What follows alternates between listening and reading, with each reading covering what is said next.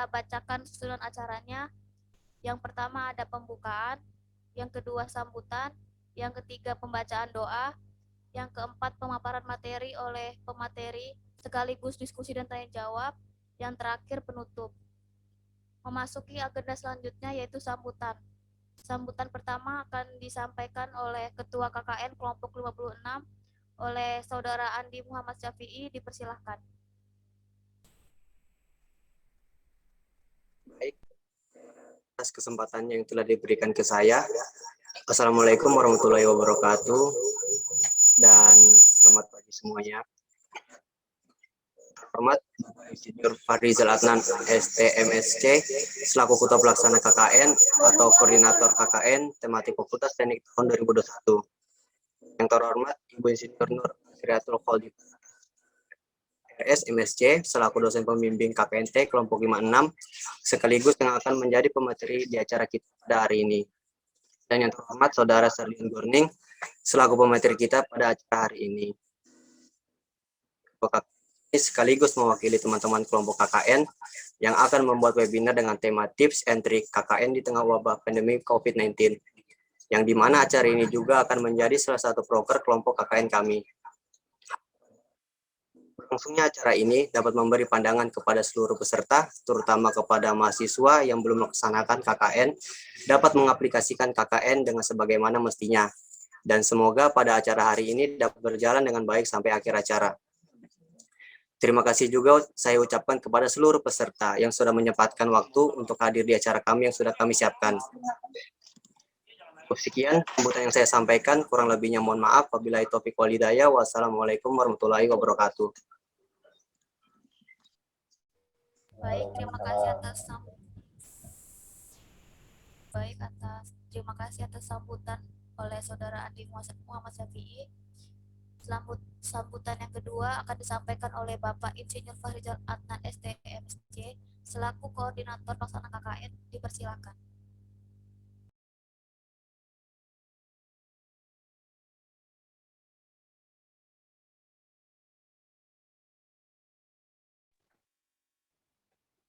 Suara saya terdengar jelas ya? Dengar, Pak.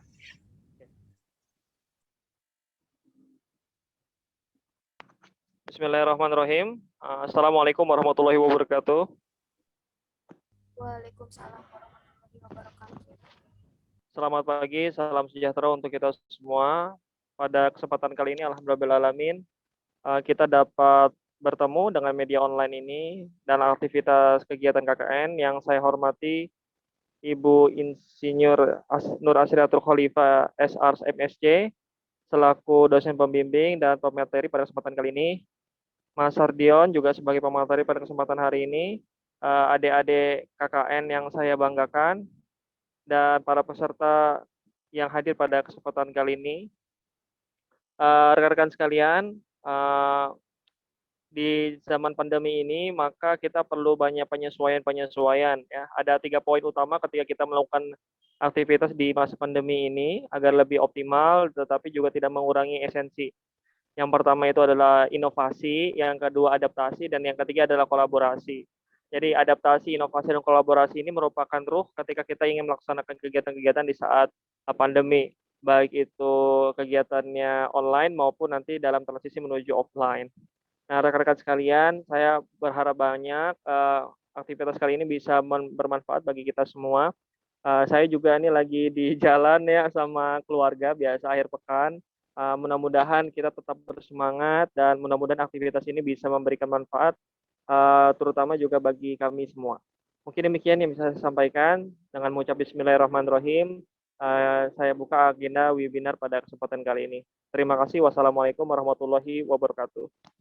Waalaikumsalam warahmatullahi wabarakatuh.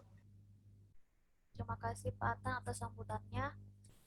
Selanjutnya pembacaan doa. Kepada Saudara Fikri Saiful Rahman, dipersilahkan. Bismillahirrahmanirrahim.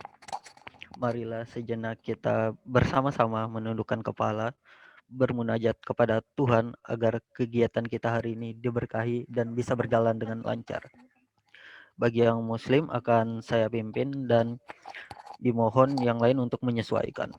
Bismillahirrahmanirrahim. Allahumma sholli ala Sayyidina Muhammad wa ala ali Sayyidina Muhammad. Ya Allah, ya Rahman, pada hari ini di room Zoom meeting kali ini kami hendak menyelenggarakan acara webinar dengan mohon ridho dan izinmu. Berkahilah semua langkah dan perbuatan kami dan jadikanlah itu semua nilai ibadah dan nilai ilmu yang bermanfaat kepada kami. Ya Allah, ya Wahid, Engkau yang maha mempersatukan. Kami mohon perkuatlah persatuan di antara kami. Janganlah Engkau biarkan ada perpecahan di antara kami.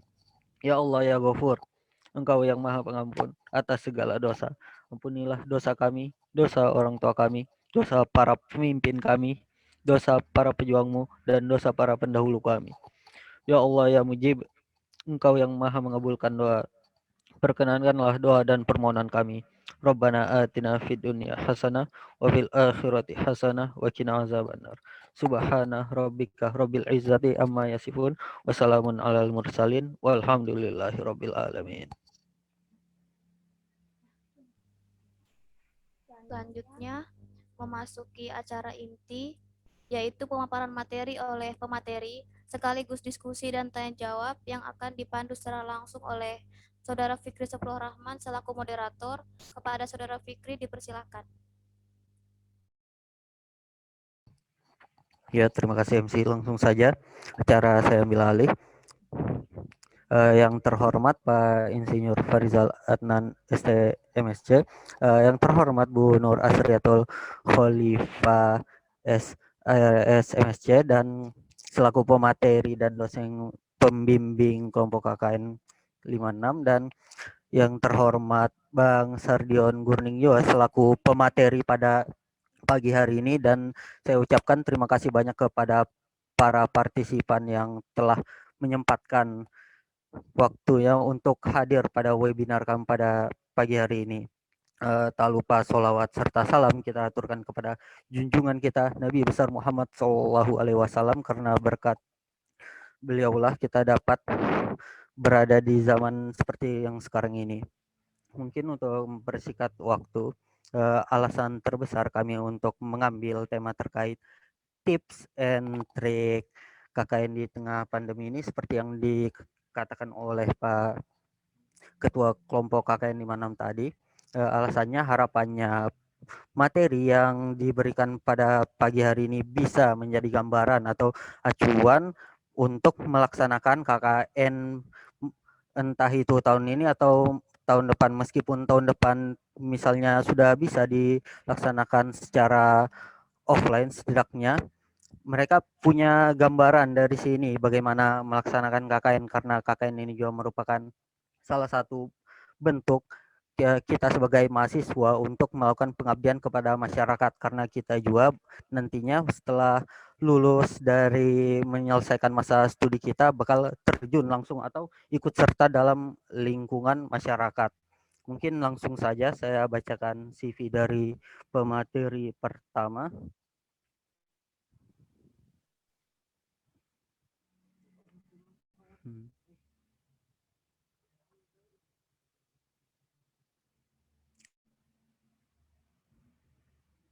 Ya, ini belum ada.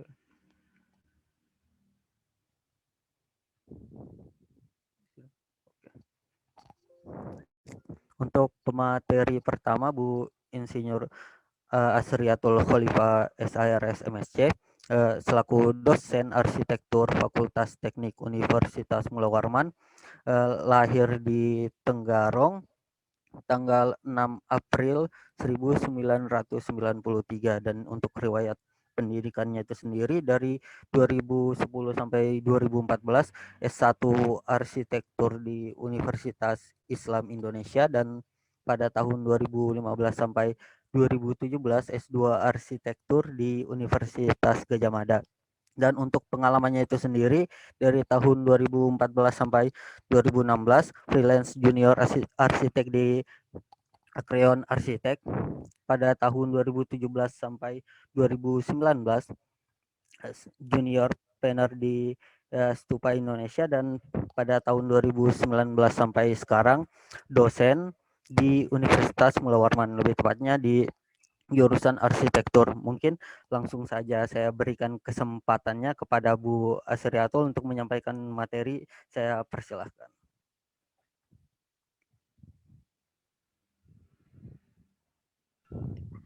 Terima kasih untuk moderator, terima kasih untuk Pak Fahrizal Afnan yang hari ini sudah bersedia bergabung di dalam Zoom kita, dan juga terima kasih kepada Sardion Gurning yang selaku pemateri kedua, untuk semua panitia dan juga semua peserta yang kali ini dapat hadir di dalam webinar kali ini.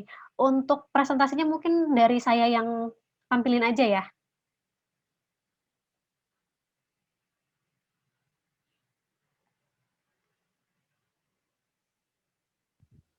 Ya, baik, Bu.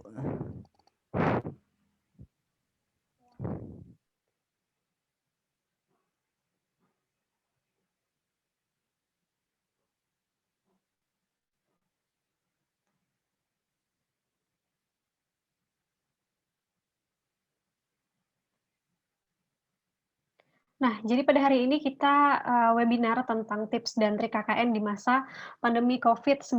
Mungkin kalau misalnya kita lihat pandemi COVID-19 ini yang sudah ada di Indonesia sejak kasus pertamanya di tanggal 2 Maret 2020 tahun lalu, dan sampai saat ini pun virus corona ini masih ada di Indonesia dan belum bisa dibilang berakhir. Dan juga kalau misalnya di sini saya menampilkan data terakhir untuk virus corona, di Indonesia sendiri, ini saya mengambil data dari tanggal 25 Maret atau kemarin lusa, itu ada sekitar penambahan kasus sekitar 6.100 dan juga penambahan kasus sembuh sekitar 4.600 dan juga kasus meninggal dunia sekitar penambahan ada 98 orang.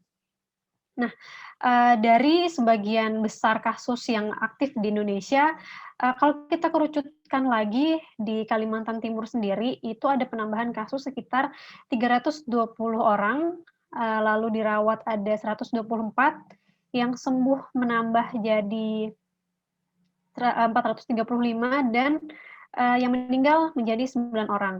Kalau misalnya kita lihat dan saya perhatikan dari awal tahun 2021, kasus di Kalimantan Timur ini sendiri menjadi 3 besar atau 5 besar kasus aktif terbanyak di Indonesia. Jadi kalau kasus aktif yang nomor 1 itu kadang di DKI Jakarta, Jawa Barat atau Jawa Tengah, nah Kalimantan Timur ini kadang bisa menempati di posisi ketiga atau di posisi kelima, dan yang memiliki kasus terbesar di luar Pulau Jawa. Nah, kalau misalnya kita lihat seperti ini, banyak sekali pertimbangan yang membuat KKN ini menjadi online, dan KKN itu sendiri termasuk di dalam Tridharma Perguruan Tinggi. Nah, Tridharma Perguruan Tinggi itu yang pertama ada pendidikan, yang kalau misalnya kalian setiap hari mengikuti perkuliahan, itu masuk ke dalam pendidikan, lalu ada penelitian. Penelitian ini nanti akan kalian lakukan di dalam skripsi atau di dalam tugas akhir. Lalu untuk menyempurnakan pendidikan dan penelitian tersebut, di dalam Tridharma Perguruan Tinggi ini juga ada pengabdian masyarakat. Nah, KKN ini merupakan kegiatan ekstrakurikuler yang merupakan perwujudan dari pengabdian masyarakat ini sendiri. Jadi, untuk lulus dari perguruan tinggi atau di strata 1, kalian harus menyelesaikan 3 poin Tridharma pendidikan perguruan tinggi ini. Nah, ada beberapa dasar hukum KKN kondisi luar biasa, yaitu di dalam kondisi pandemi COVID-19 ini, dan di sini saya hanya menampilkan 5, dan sebenarnya masih banyak lagi dasar hukum yang lainnya, yaitu salah 5-nya itu misalnya seperti ada UU nomor 27 tentang penanggulangan bencana, lalu ada PSBB, peraturan pemerintah untuk PSBB di tahun 2020, ada Kepres tentang gugus tugas percepatan penanganan COVID, lalu ada keputusan Kepala BNPB, lalu ada keputusan Kepala BNPB lagi tentang perpanjangan status keadaan darurat bencana, lalu nanti juga menurun lagi sampai ke peraturan provinsi, peraturan kota, dan sampai ke peraturan universitas. Dan biasanya masing-masing universitas itu mengeluarkan peraturan sendiri untuk kondisi kegiatan belajar dan mengajar di kondisi pandemi ini, termasuk juga untuk peraturan KKN.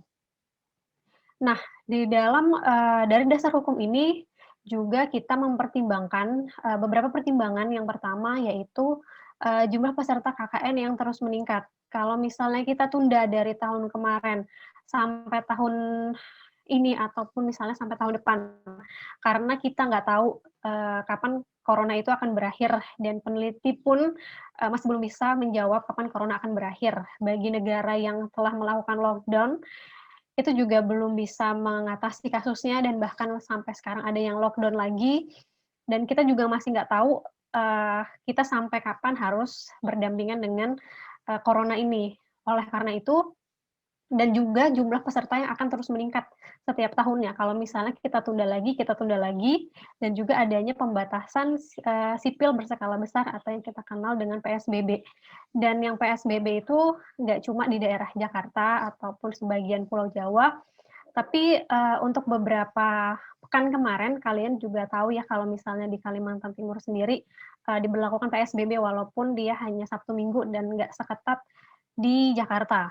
Nah, kalaupun misalnya nanti kita tunda terus kegiatan KKN ini, karena biasanya kita laksanakan secara offline, nanti akan berpengaruh juga ke masa kelulusannya kalian. Masa kelulusannya kalian akan mundur dan nanti kan akan merugikan kalian sendiri. Oleh karena itu, dengan pertimbangan tersebut dan juga dengan dasar hukum yang sudah ada, makanya KKN kali ini atau yang sebagian besar dilakukan oleh universitas lain itu menggunakan KKN online yang kita lakukan sekarang. Mungkin dari angkatan tahun kemarin, dari sejak pandemi itu dimulai, sudah ada yang melakukan KKN secara online sampai sekarang mungkin sudah ada 2 angkatan yang melakukan KKN online termasuk kalian yang sekarang ini. Jadi mau nggak mau atau suka nggak suka kita harus bisa menerima keadaan ini dan mencoba untuk berdampingan dengan berdampingan dengan keadaan yang kita jalani selama 1 tahun terakhir dan juga bisa beradaptasi dengan keadaan tersebut. Lalu kalau misalnya di dalam KKN normal, yang kita sebut dengan KKN normal ini adalah KKN yang sebelum adanya pandemi dan yang sekarang itu ada KKN new normal atau KKN di dalam pandemi. Jadi antara normal dan new normal. Kalau di dalam KKN normal sendiri itu biasanya kita akan melakukan kegiatannya di tempat tinggal di desa yang kita tempatin. Misalnya di desa A, si regu KKN ini untuk tinggalnya selama kurang lebih 1 bulan untuk melaksanakan KKN di sana. Lalu kegiatannya juga biasanya menunjang kemajuan desa tersebut. Misalnya dari kegiatan infrastruktur atau membangun desa tersebut agar bisa lebih maju. Tapi kalau misalnya di KKN new normal ini, di era yang baru ini, di era pandemi, kita bisa sasaran dari KKN kita itu adalah masyarakat luas. Bisa di desa sekitar tempat tinggal kita, ataupun misalnya di kota tempat kita tinggal, dan seterusnya mungkin bahkan bisa bermanfaat untuk masyarakat di luar daerah kita, di luar daerah Kalimantan, sampai ke Pulau Jawa, ataupun sampai ke mencakup cakupan yang lebih luas secara nasional, itu juga bisa. Lalu cakupan kegiatan KKN-nya juga lebih luas dan beragam. Jadi nggak hanya sekitar untuk infrastruktur desa atau kemajuan desa, tapi bisa berupa kegiatan lain gitu. Nah, pasti di sini untuk yang belum KKN atau mungkin kemarin kalian yang baru memulai KKN, itu pasti bingung gimana sih kegiatan yang harus dilakukan kalau misalnya pandemi ini, mungkin misalnya nanti pasti akan ada kesulitan yang biasanya kita harus lakukan secara interaksi tatap muka dengan masyarakat, tapi di sini kita harus melakukannya secara online semua, sama seperti kalian beradaptasi ketika pertama kali kalian melakukan kuliah secara online. Tapi bedanya di sini lebih ke kegiatan KKN. Kalau misalnya di KKN normal kan kalian bisa mencari masalah di desa tersebut dan pasti dikasih masukan sama pemerintah desa atau dari masyarakat desa tersebut, kegiatannya ini aja nih, kita lagi mau bikin misalnya kegiatan apa, mending bantuin ini aja, bantuin Karang Taruna atau bantuin apa. Nah, itu pasti pasti kalian udah karena udah dapat bayangan dari pemerintah desa atau dari masyarakat desa tempat kalian tinggal, itu bisa kalian jadikan sebuah proker. Tapi kalau misalnya di dalam pandemi ini, karena kalian nggak tinggal di desa tersebut, kadang banyak yang masih bingung, mending ngapain ya KKN-nya. Nah sebenarnya di KKN New Normal ini banyak ide yang bisa kalian tuangkan di dalam proker, mungkin hanya masih bingung sebaiknya prokernya itu yang seperti apa. Nah, gimana kita mencari ide untuk bisa mendapatkan ide-ide tersebut untuk bisa dijadikan proker KKN, itu yang pertama, kita harus cari proker yang sesuai sama passion kita. Biasanya kalau misalnya KKN yang reguler di Universitas Mula Warman sendiri, itu yang dari LP3M dia biasanya menentukan tema besar untuk pelaksanaan KKN. Nah, kalian bisa mengacu tema besar tersebut lalu membuat proker yang kalian sesuai dengan passion yang kalian suka. Atau misalnya seperti yang sekarang, itu di KKN yang dari Fakultas Teknik kan lebih bebas karena dia nggak ada tema besarnya. Nah, kalian bisa menyesuaikan dengan hal-hal apa yang paling kalian suka atau yang kalian gemari dari masa perkuliahan selama mungkin 5-6 semester kalian kuliah ini ya. Karena untuk KKN kan nggak di semester awal, mungkin sudah di semester 5 atau setelah semester 6 baru bisa melaksanakan KKN. Paling nggak kita tahu apa yang kita sukain, karena kalau misalnya kita melakukan hal yang kita sukain itu pasti program kerjanya nggak akan jadi beban untuk diri kita sendiri. Misalnya di sini ada yang suka membuat konten, entah itu konten di YouTube atau konten di TikTok atau konten di Instagram. Karena kan kalau anak seusia kalian itu biasanya suka banget bikin konten. Nah, itu bisa kalian jadikan salah satu dari proker KKN kalian.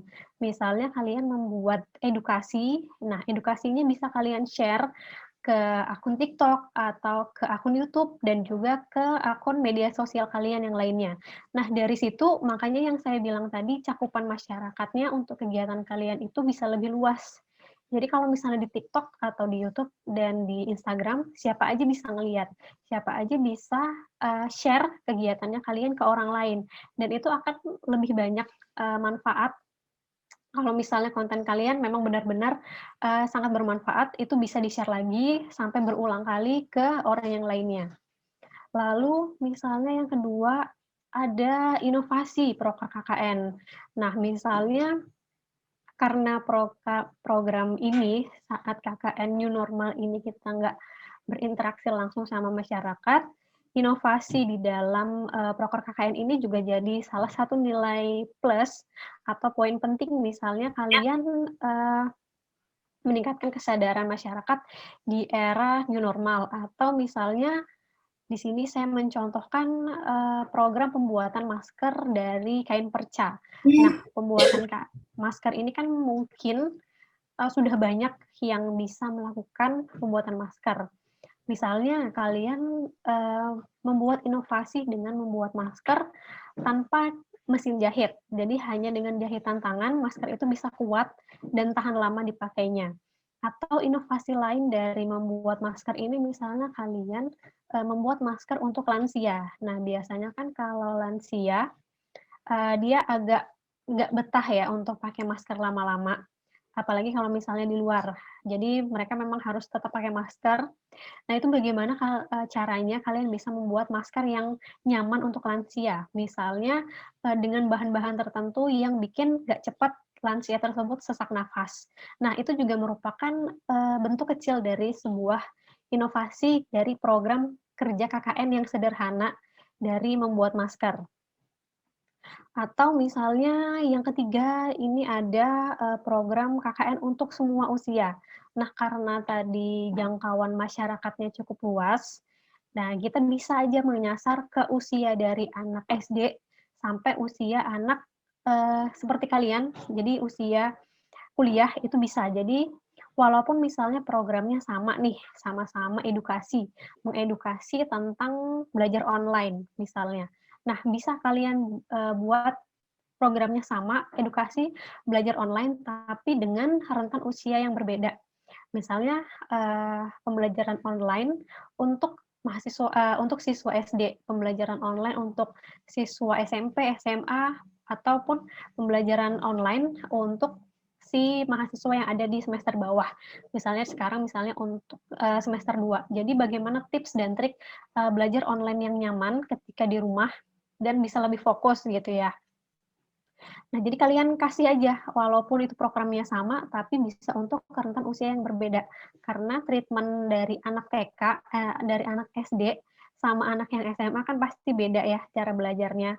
Nah, itu bisa kalian jadikan program KKN, jadi bisa untuk semua usia. Atau misalnya dari program KKN membuat untuk hand sanitizer. Nah, itu juga bisa untuk semua usia. Jadi bisa dilakukan mulai dari anak usia SMA sampai orang tua itu bisa melakukan program pembuatan hand sanitizer. Jadi dia sudah tahu bahan yang aman seperti apa dan cara melakukan pembuatannya seperti apa. Lalu yang keempat itu ada program kerja yang aplikatif.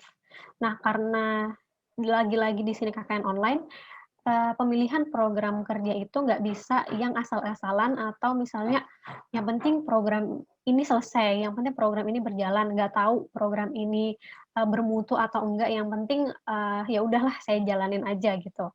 Jadi kalau bisa program individu itu kan nantinya akan dinilai ya bobotnya sama dosen pembimbing masing-masing. Nah, itu cobalah yang program aplikatif.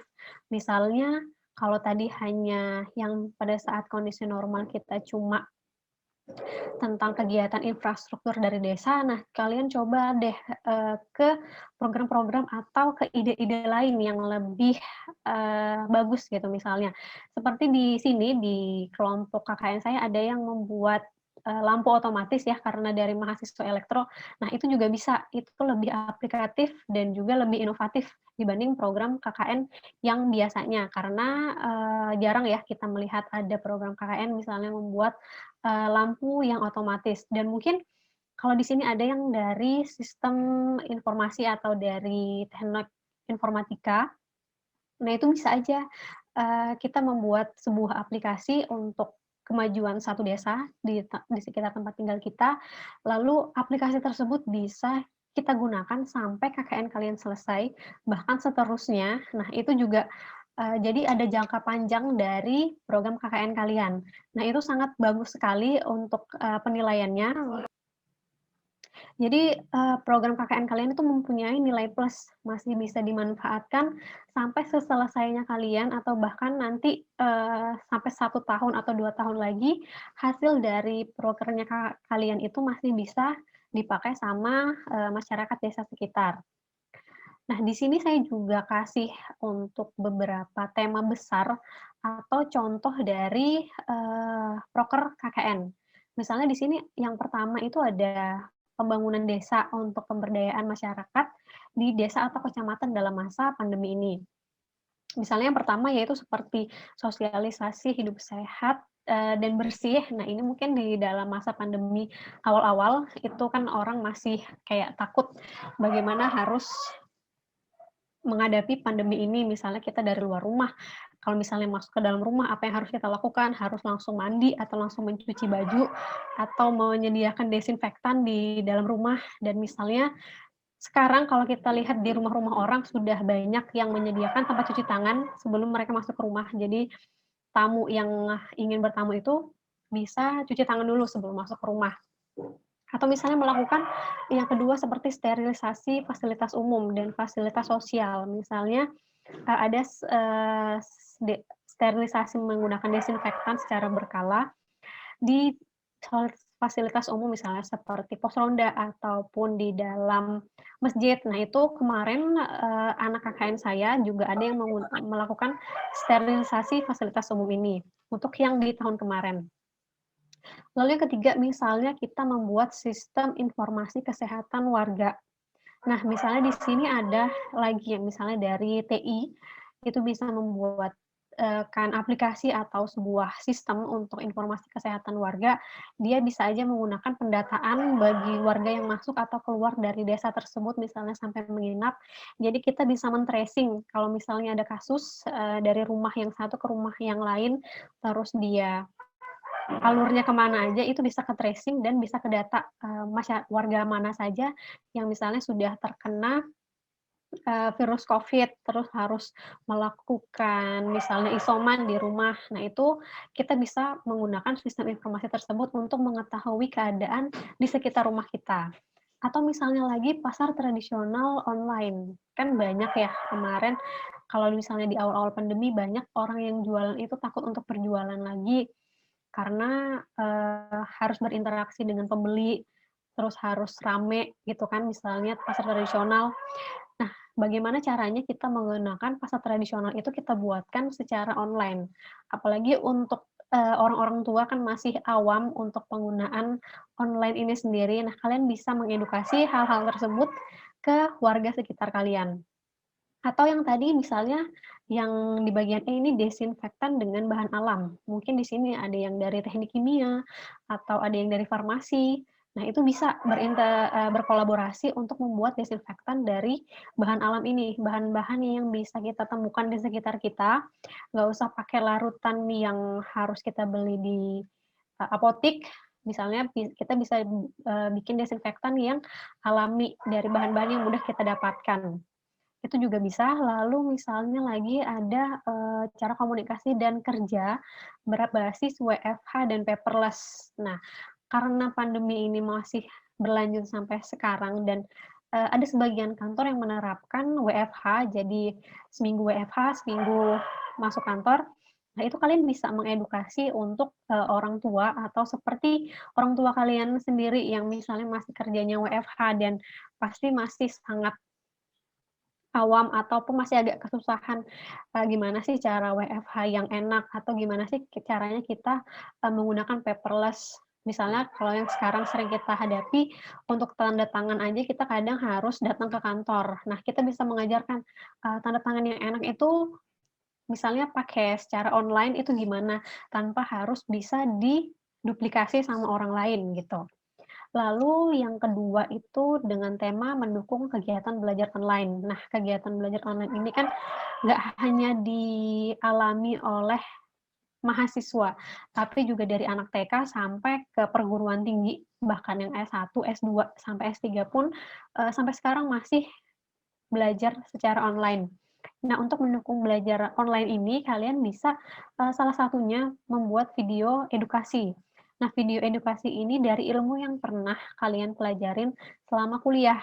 Jadi, misalnya sekarang kalian di semester 6, kalian bisa membuat video edukasi tersebut untuk siswa atau adik angkatan kalian yang di semester 2, atau misalnya buat anak-anak SMA. Misalnya edukasi mengerjakan laporan praktikum, atau yang sekarang sedang akan dilalui itu misalnya anak SMA mau ujian nasional. Nah, kalian bisa kasih cara belajar menghadapi ujian nasional itu seperti apa. Apalagi kalau misalnya kalian dari Fakultas Ilmu Keguruan, itu biasanya kan diajarkan ya bagaimana cara belajar yang nyaman dan bisa cepat paham itu seperti apa. Atau misalnya kalian bisa membuat video tutorial. Misalnya kalian yang dari teknik sipil ataupun kebanyakan di teknik pasti sudah pernah menggunakan AutoCAD, itu bisa tuh bikin video tutorial cara cepat menggambar dengan AutoCAD. Misalnya tipsnya, misalnya kalau misalnya di AutoCAD kan kita punya shortcut. Nah, kalian bisa ajarkan shortcut cepatnya tanpa harus kita mencari dari toolbar-nya.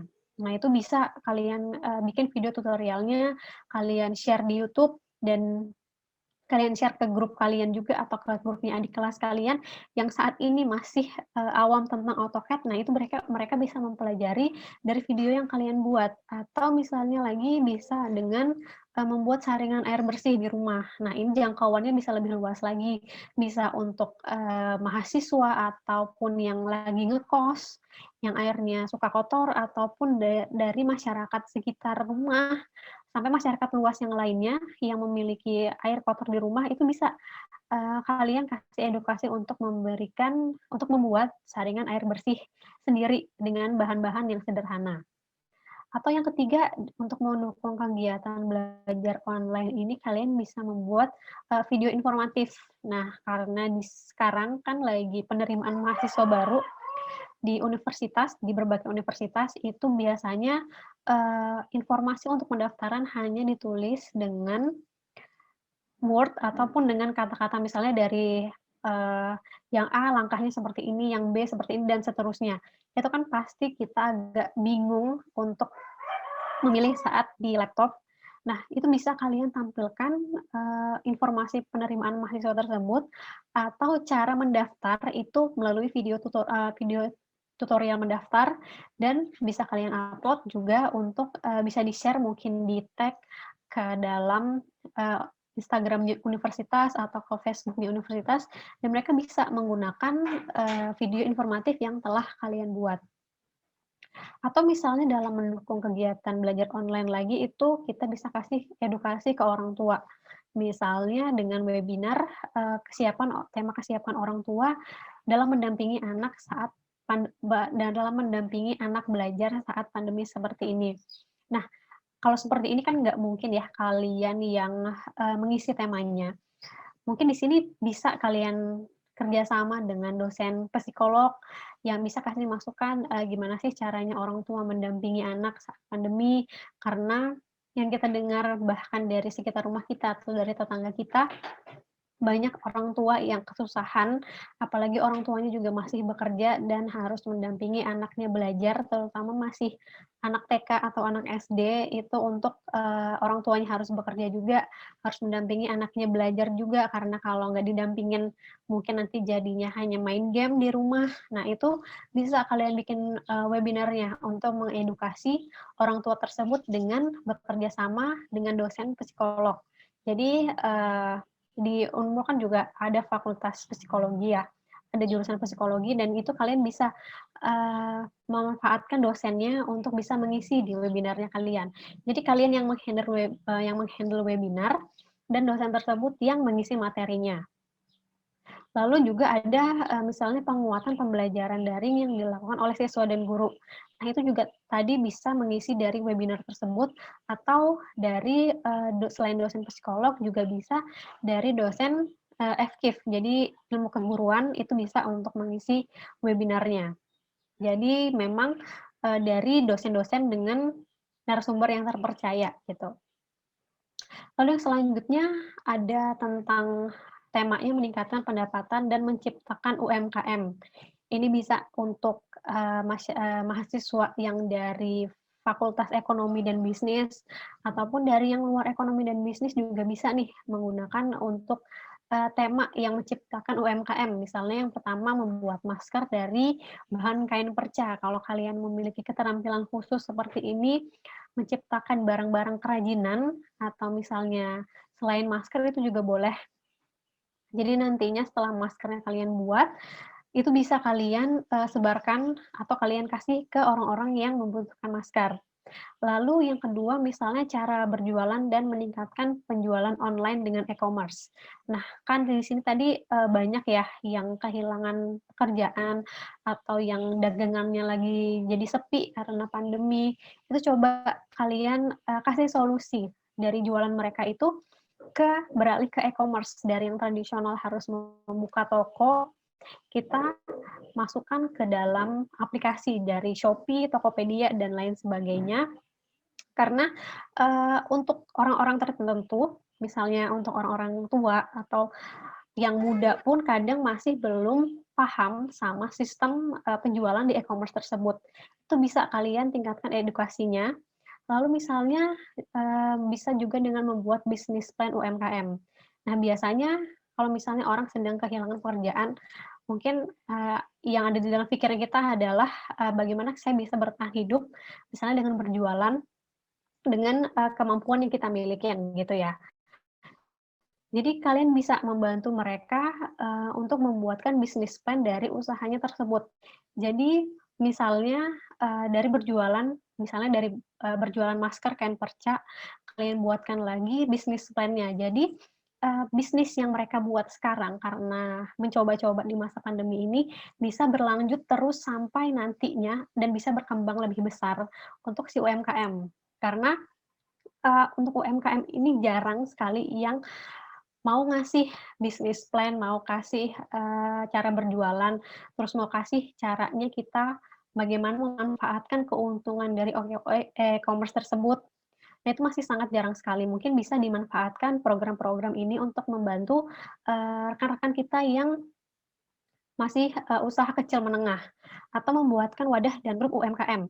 Nah, kalau di sini kan kalau misalnya sekarang kita lihat UMKM itu masih misalnya promosinya dari mulut ke mulut atau mungkin kita bisa membuat sebuah aplikasi tertentu yang hanya mewadahi UMKM. Jadi bagi siapapun yang mau mendukung UMKM bisa membeli dari aplikasi tersebut. Kalau misalnya Gojek itu dia bisa dari Gojek terus makanan dan juga sampai pengantaran makanan itu bisa di sini kalian ganti dengan wadah UMKM tersebut. Jadi di UMKM tersebut di dalam satu wadah itu ada berbagai macam produk yang bisa kita dapatkan gitu. Lalu yang keempat, ini misalnya ada program yang sesuai dengan kondisi lingkungan mahasiswa yang berada. Misalnya terkait penanganan pencegahan COVID secara daring. Kalau misalnya program KKN secara daring ini kan kalau yang sekarang kalian masih tinggal di rumah masing-masing, misalnya ada yang di luar Samarinda, itu bisa dilihat dari masalah di lingkungan sekitar kalian. Misalnya masalah tersebut adalah masalah yang harus segera diselesaikan. Misalnya masalah sampah, kondisi di lingkungan kalian bisa masalah sampah, bagaimana kita melakukan sampah, recycle sampah, misalnya banyak sampah plastik ataupun sampah dari botol kaca dan segala macam, bagaimana kita bisa merecycle sampah-sampah tersebut menjadi barang yang lebih bermanfaat. Jadi sampahnya juga bisa terurai dengan baik, bisa termanfaatkan dengan baik, dan kita bisa mendapatkan keuntungan dari sampah-sampah tersebut. Itu salah satu contohnya aja, mungkin bisa disesuaikan dengan kondisi lingkungan masing-masing. Lalu yang terakhir itu ada program KKN yang mendukung dengan kebutuhan Pemkot atau Pemkap untuk berkaitan dengan masyarakat untuk mendukung penanganan si COVID-19 ini. Misalnya kalau sekarang yang lagi hits atau mungkin yang sedang akan berlangsung itu misalnya seperti vaksinasi massal. Nah, kalian bisa mendata misalnya dari RT kalian atau desa kalian siapa aja yang harus membutuhkan vaksin tersebut. Misalnya pada lansia terlebih dahulu karena merupakan prioritas. Nah, bagaimana kalian mendata lansia tersebut yang harus divaksin itu dengan sistem yang cepat, mudah, tanpa harus datang ke satu rumah ke rumah yang lain dan tanpa harus berkerumun. Nah, itu juga merupakan program KKN yang menjadikan inovasi dan juga berbeda dari program KKN yang lainnya dan bisa dimanfaatkan sampai setelah KKN ini selesai. Oke, mungkin dari beberapa yang saya kasih berupa tips dan triknya, itu dari hal-hal yang sudah saya sampaikan tadi, mungkin setelah ini akan dilanjutkan dengan Sardion Gurning dari peserta KKN tahun lalu yang juga di masa pandemi mungkin bisa memberikan bayangan lagi bagaimana sih dia menghadapi KKN tersebut secara online karena waktu itu sempat offline terus tiba-tiba jadi online. Kalau yang sekarang kan langsung online semuanya, jadi kita bisa mempersiapkan dari awal. Oke, mungkin itu saja yang bisa saya sampaikan. Terima kasih kepada moderator untuk waktunya.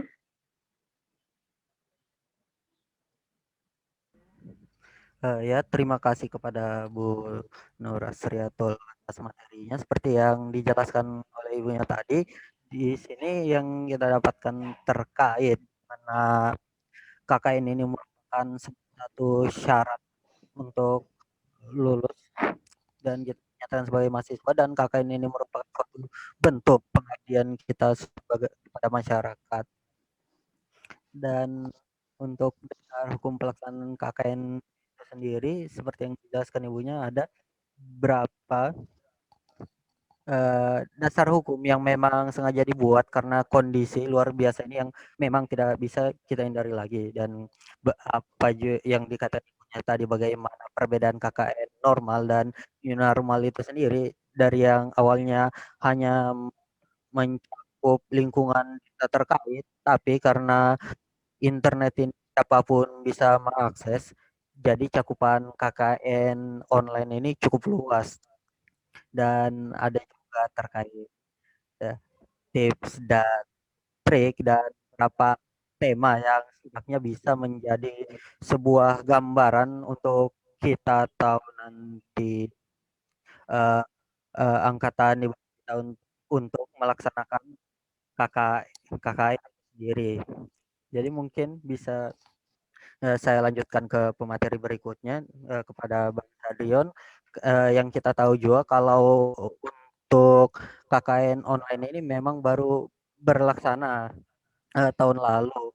Seperti yang dikatakan ibunya juga, pasti Bang Hadrian ini punya berapa tip and trick, karena yang awalnya KKN ini direncanakan secara offline, pasti mereka yang melaksanakan KKN tahun lalu punya berapa inovasi untuk melaksanakan KKN secara offline, karena yang memang awalnya direncanakan secara offline, pasti ada berapa istilahnya pemikiran yang mereka punya yang bisa dibagikan kepada kita semua. Mungkin saya langsung aja bacakan untuk CV dari pemateri kali ini.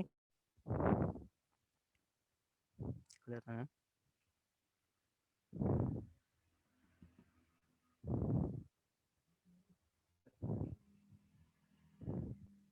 Sudah ini sudah.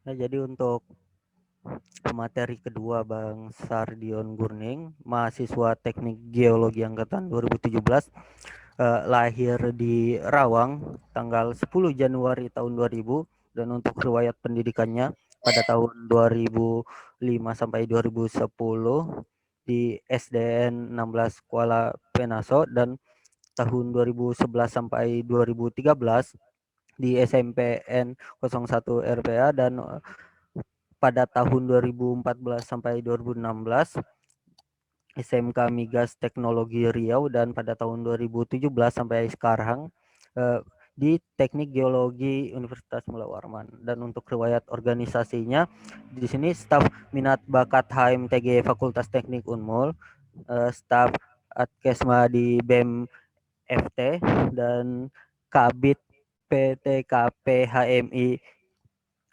Komisariat Teknik, dan Kepala Departemen Keprofesian HMI Cabang Samarinda. Dan di sini untuk favorit booknya mungkin bisa dijadikan literatur juga untuk para partisipan hari ini.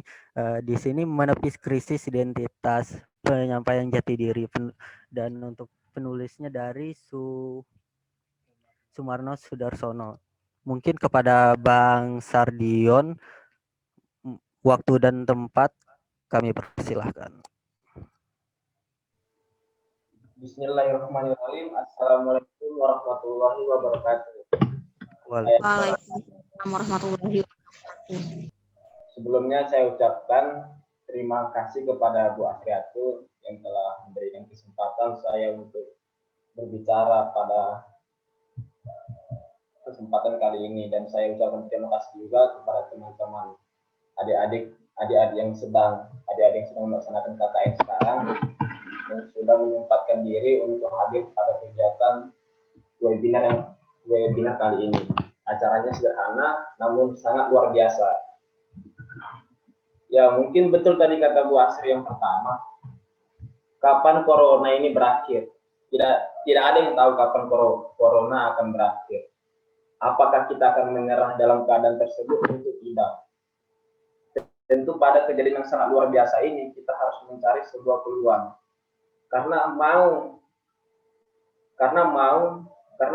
tidak mau kita akan tetap berdampingan pada COVID-19 ini. Untuk itu kita harus mencari peluang pada keadaan itu, terutama kita yang sekarang ini sedang melaksanakan KKN di masa pandemi. Tentu kita akan sangat bingung mau ngapain sih saat KKN. Nah, untuk kali ini kita akan membahas tips and triknya. Apa-apa saja sih yang harus kita lakukan? Karena kan kita sangat bingung nih. Seperti abang dulu gitu kan melaksanakan KKN. Baru seminggu kita KKN. Seminggunya kemudian telah dikabarkan bahwasannya kita melaksanakan KKN harus secara daring. Karena pada saat kami melaksanakan KKN, di situ COVID-19 sangat marak sekali gitu, sehingga orang-orang tuh takut, parno untuk teman-teman dari luar daerah untuk menghampiri desa. Nah, tentu apa yang harus kita lakukan? Yang pertama yang harus kita lakukan yaitu sebelum kita memulai KKN, kita harus membaca. Pertama kali kita harus membaca buku panduan KKN. Sangat penting dalam membaca buku itu. Saya dulu sebagai ketua kelompok saya membaca tuntas apa dari isi buku tersebut. Karena itu akan menjadi sebuah acuan pikiran kita ke depan untuk melaksanakan program kerja apa saja yang harus kita lakukan.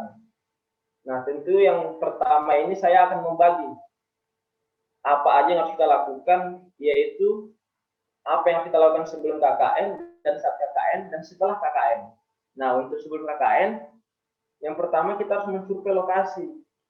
Untuk mensurvei lokasi tentu kita tidak hanya akan memikirkan apa sih yang harus saya lakukan di desa ini. Tentu kita juga harus memikirkan jarak, lokasi teman kita ke lokasi KKN. Karena saya dengar juga anak teknik hari ini kebanyakan melaksanakan KKN tematik. Tentu kita jangan egois karena kita ada kesempatan waktu yang sangat terbatas. Jam 8 kita harus sudah sampai di lokasi. Karena kan di sini teman-teman walaupun KKN-nya bersifat daring, tapi toh juga punya lapangan lokasi toh. Nah, untuk itu kita perlu survei. Survei itu kita lakukan apa sih? Saat survei, tentu kita harus melihat fasilitas-fasilitas yang ada. Tentu kita harus menemui ketua RT. Jangan toh nantinya kita KKN hasilnya malah nihil gitu. Ketika KKN ternyata teman-teman atau masyarakat yang ada di RT tersebut ternyata punya pekerjaan yang sangat sibuk sehingga tidak ada kesempatan untuk kita bertemu kepada masyarakat. Nah, untuk yang kedua kita itu pastinya mempertanyakan kepada lurah atau kepada RT apa-apa aja sih mengenai yang ada di RT kita ini gitu. Nah, misalnya kita tanya fasilitasnya apa aja seperti itu. Baru kita untuk menyediakan posko. Tentu kita akan mempertanyakan pekerjaan masyarakatnya apa saja, usia, suku, untuk menentukan bagaimana kita budaya masyarakat. Tentu kita harus petakan dari data-data tersebut kita dapat menentukan lab mapping program kerja apa yang harus kita lakukan. Nah, ketika misalnya kita sudah mendapatkan sebuah posko, mendapatkan lokasi yang kita inginkan, nah tentu kita harus menyediakan perlengkapan. Kita harus bagi dulu strukturnya. Kita harus susun strukturnya, siapa yang harus kita pilih menjadi ketua, sekretaris, bendahara, dan masih banyak lagi gitu. Sesuai fungsinya masing-masing. Nah, jadi untuk itu setelah itu posko kita sudah ada struktur, kita sediakan perlengkapan apa-apa saja yang kita butuhkan di saat KKN. Nah, lalu kita setelah itu kita meminta izin kepada RT dan kepada lurah, dan kita bisa mempertanyakan, misalnya kita sedang ketemu lurah, tanyakan saja gitu, apa aja sih program kerja dari kelurahan, karena biasanya kelurahan juga punya program kerja. Nah, dari program kerja tersebut kita dapat mengikuti setiap program kerja yang dilaksanakan oleh kelurahan tersebut, sehingga kita dapat merasakan apa yang dirasakan oleh masyarakat, untuk merasakan dapat narasi-narasi dari masyarakat, dapat keluhan-keluhan dari masyarakat, atau dapat curhatan, setidaknya kita dapat nasihat dari para masyarakat. Seperti itu. Jangan juga kita ketika KKN kita merasa, oh nanti saya akan ngajari ini ke masyarakat. Oh jangan dulu gitu. Karena masyarakat jelas lebih cerdas dari kita. Misalnya kita ingin mengajari dia bertani, toh mereka sudah lama bertani gitu. Nah, itu kita juga perlu melihat potensi-potensi apa aja sih yang ada di desa kita gitu. Nah, misalnya di desa, contohnya desa saya kemarin, ada batu gamping, daerahnya sedikit curam. Nah, tentu kita sebagai anak geologi, tentu kita akan membuat sebuah peta rawan bencana. Nah, jadi lakukanlah apa yang sekiranya dibutuhkan masyarakat, bukan melakukan apa yang kita inginkan begitu. Itu dua hal yang sangat berbeda. Mungkin kita punya kemampuan berbagai macam hal gitu, tapi masyarakat belum tentu butuh dengan kemampuan yang kita miliki. Nah, baru kita masuk ke pra KKN. Nah, untuk melaksanakan KKN tentu kita butuh rapat. Kita rapat dengan anggota kita, dan kita juga rapat juga dengan teman-teman di sekeliling lokasi kita, teman-teman KKN yang ada di sekitar lokasi kita. Kita bisa berbagi informasi mengenai apa-apa saja sih penting-penting mereka lakukan, bagaimana sih teman-teman KKN tersebut gitu ya. Kan ini kita sangat bingung nih. Nah, untuk itu tadi kan kita sudah rapat nih. Nah, untuk rapat juga apa sih yang perlu kita lakukan? Misalnya sebagai ketua KKN di sini, mungkin teman-teman ada yang ketua KKN, tanyakan jadwal dari teman-teman kelompok kita. Perlu sekali kita untuk mempertanyakan jadwal dari teman-teman kelompok kita. Kenapa saya katakan seperti itu? Karena kita hanya memiliki 2 hari selama 1 minggu untuk melaksanakan KKN. Untuk itu kita butuh hari-hari lain. Nah, dari jadwal tersebut, kita bisa menentukan kapan waktu strategis, waktu kosong, untuk mempertemukan teman-teman kelompok di 1 hari yang sama, untuk berembuk, untuk menentukan program kerja, dan lain-lain seperti itu. Nah, baru saat misalnya tadi kita telah rapat, kita juga harus membuat visi dan misi kita. Mau ngapain saat KKN. Nah, jangan malah kita KKN ya ngadain proker tapi bingung misinya apa, visinya apa. Jadi saat nanti KKN ya hasilnya ya sia-sia saja gitu. Nah, dan juga saat misalnya kita melaksanakan program kerja, tentu kita butuh sebuah rancangan anggaran biaya. Nah, untuk itu kita jangan memberatkan teman-teman kita saat KKN. Rancangan anggaran biaya kita buat seminim mungkin. Kita cari lokasi yang mungkin yang dekat-dekat saja gitu. Tidak usah sangat jauh lokasinya dari rumah kita. Nah, kita cari letak yang ideal, dan kira-kira kita lihat juga keadaan teman-teman kita seperti itu. Nah, saat mulai KKN, yang mungkin hari ini sangat berbeda gitu. Cakupannya sangat umum. Kita bisa melaksanakan apa saja, dan tidak harus turun ke desa. Nah, untuk itu mungkin sangat banyak yang bisa kita lakukan. Sudah banyak tadi yang disampaikan oleh Ibu Asri. Ya, mungkin salah satunya gitu kan. Misalnya ini KKN saya bingung mau ngapain soalnya Covid nih. Nah, kita bisa buat akun sosmed buat UMKM. Nah, seperti itu. Dan juga kita bisa masuk grup komunitas masyarakat yang ada di desa gitu. Misalnya ada grup ibu-ibu PKK.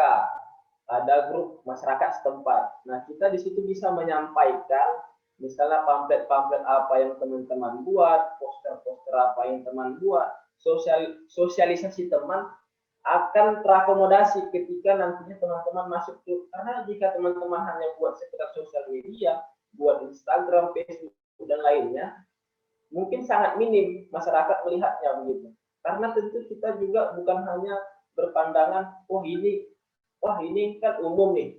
Karena kita juga bisa untuk, karena kita bisa untuk membaca ketika misalnya kita buat IG, paling yang lihat siapa? Paling yang lihat ya teman-teman fakultas saja, teman-teman dekat gitu. Nah, untuk itu kita butuh masuk grup-grup yang ada di masyarakat. Untuk itu kita dapat dengan mudah mensosialisasikan segala program kerja yang ingin kita laksanakan. Nah, seperti itu. Dan teman-teman sekarang juga bisa melaksanakan karena misalnya ini umum untuk program kerja pribadi, teman-teman bisa petakan bagaimana sih keadaan lingkungan di daerah teman masing-masing begitu. Nah, jadi teman-teman yang lebih mengenal bagaimana keadaan di dekat rumah teman-teman gitu. Nah, jadi misalnya dekat rumah saya nih, kan? Dekat rumah saya misalnya rawan banjir, misalnya di daerah Pramuka Perjuangan gitu ya, teman-teman pada pos. Nah, teman-teman bisa melaksanakan misalnya sosialisasi mengenai dampak banjir, kegiatan bersih-bersih dalam kegiatan yang berskala kecil seperti itu. Nah, jadi kita pahami dulu, kita petakan daerah kita. Tentu teman-teman lebih mengenal daerah masing-masing gitu. Misalnya penyemprotan disinfektan, kita misalnya bisa bekerja sama dengan teman-teman kedokteran, dengan teman-teman farmasi, atau teman-teman kesmas. Nah, jadi manfaatkan relasi sebaik mungkin. Nah, tentu bukan hanya kesehatan saja begitu yang hari ini kita alami permasalahannya. Nah, tentu juga kita dihadapi dengan faktor ekonomi. Mau ngapain sih gitu kan? Ekonomi. Ternyata kita lebih banyak kerja di rumah, kerja melalui daring. Dan dihadapi dengan pandemi yang membuat kita terbatas untuk melaksanakan kegiatan di luar gitu. Tentu banyak hal-hal yang baru yang terjadi dan ini adalah suatu peluang.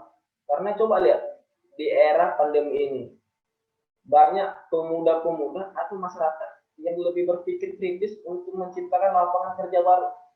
Banyak kejadian luar biasa yang terjadi begitu.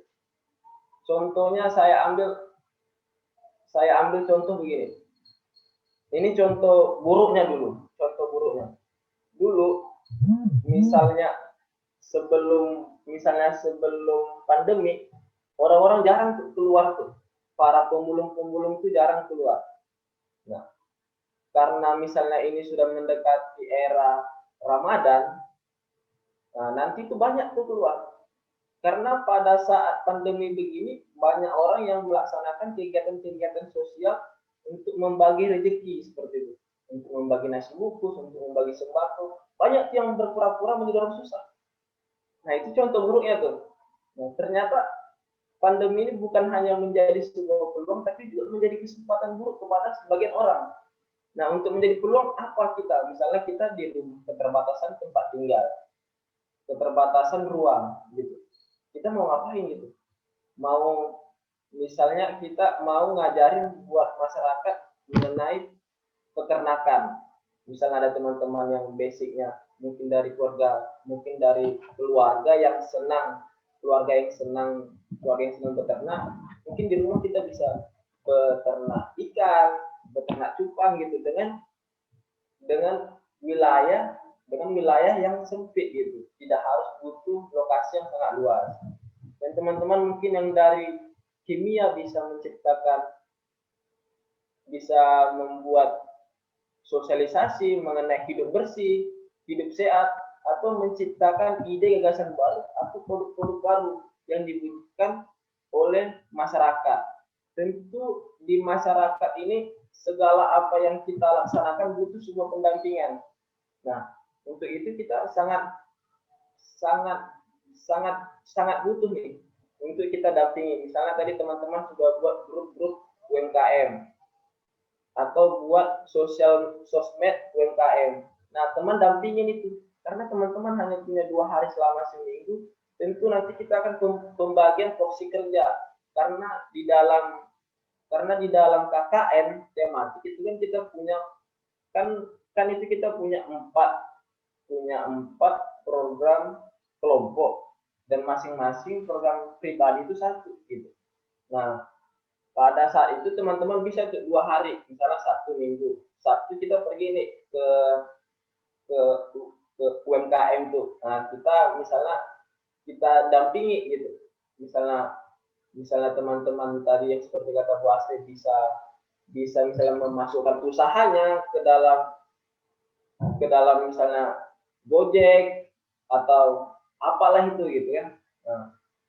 Nah di situ butuh pendampingan ketika memang usaha itu memungkinkan untuk misalnya kita laksanakan program kerja seperti itu gitu.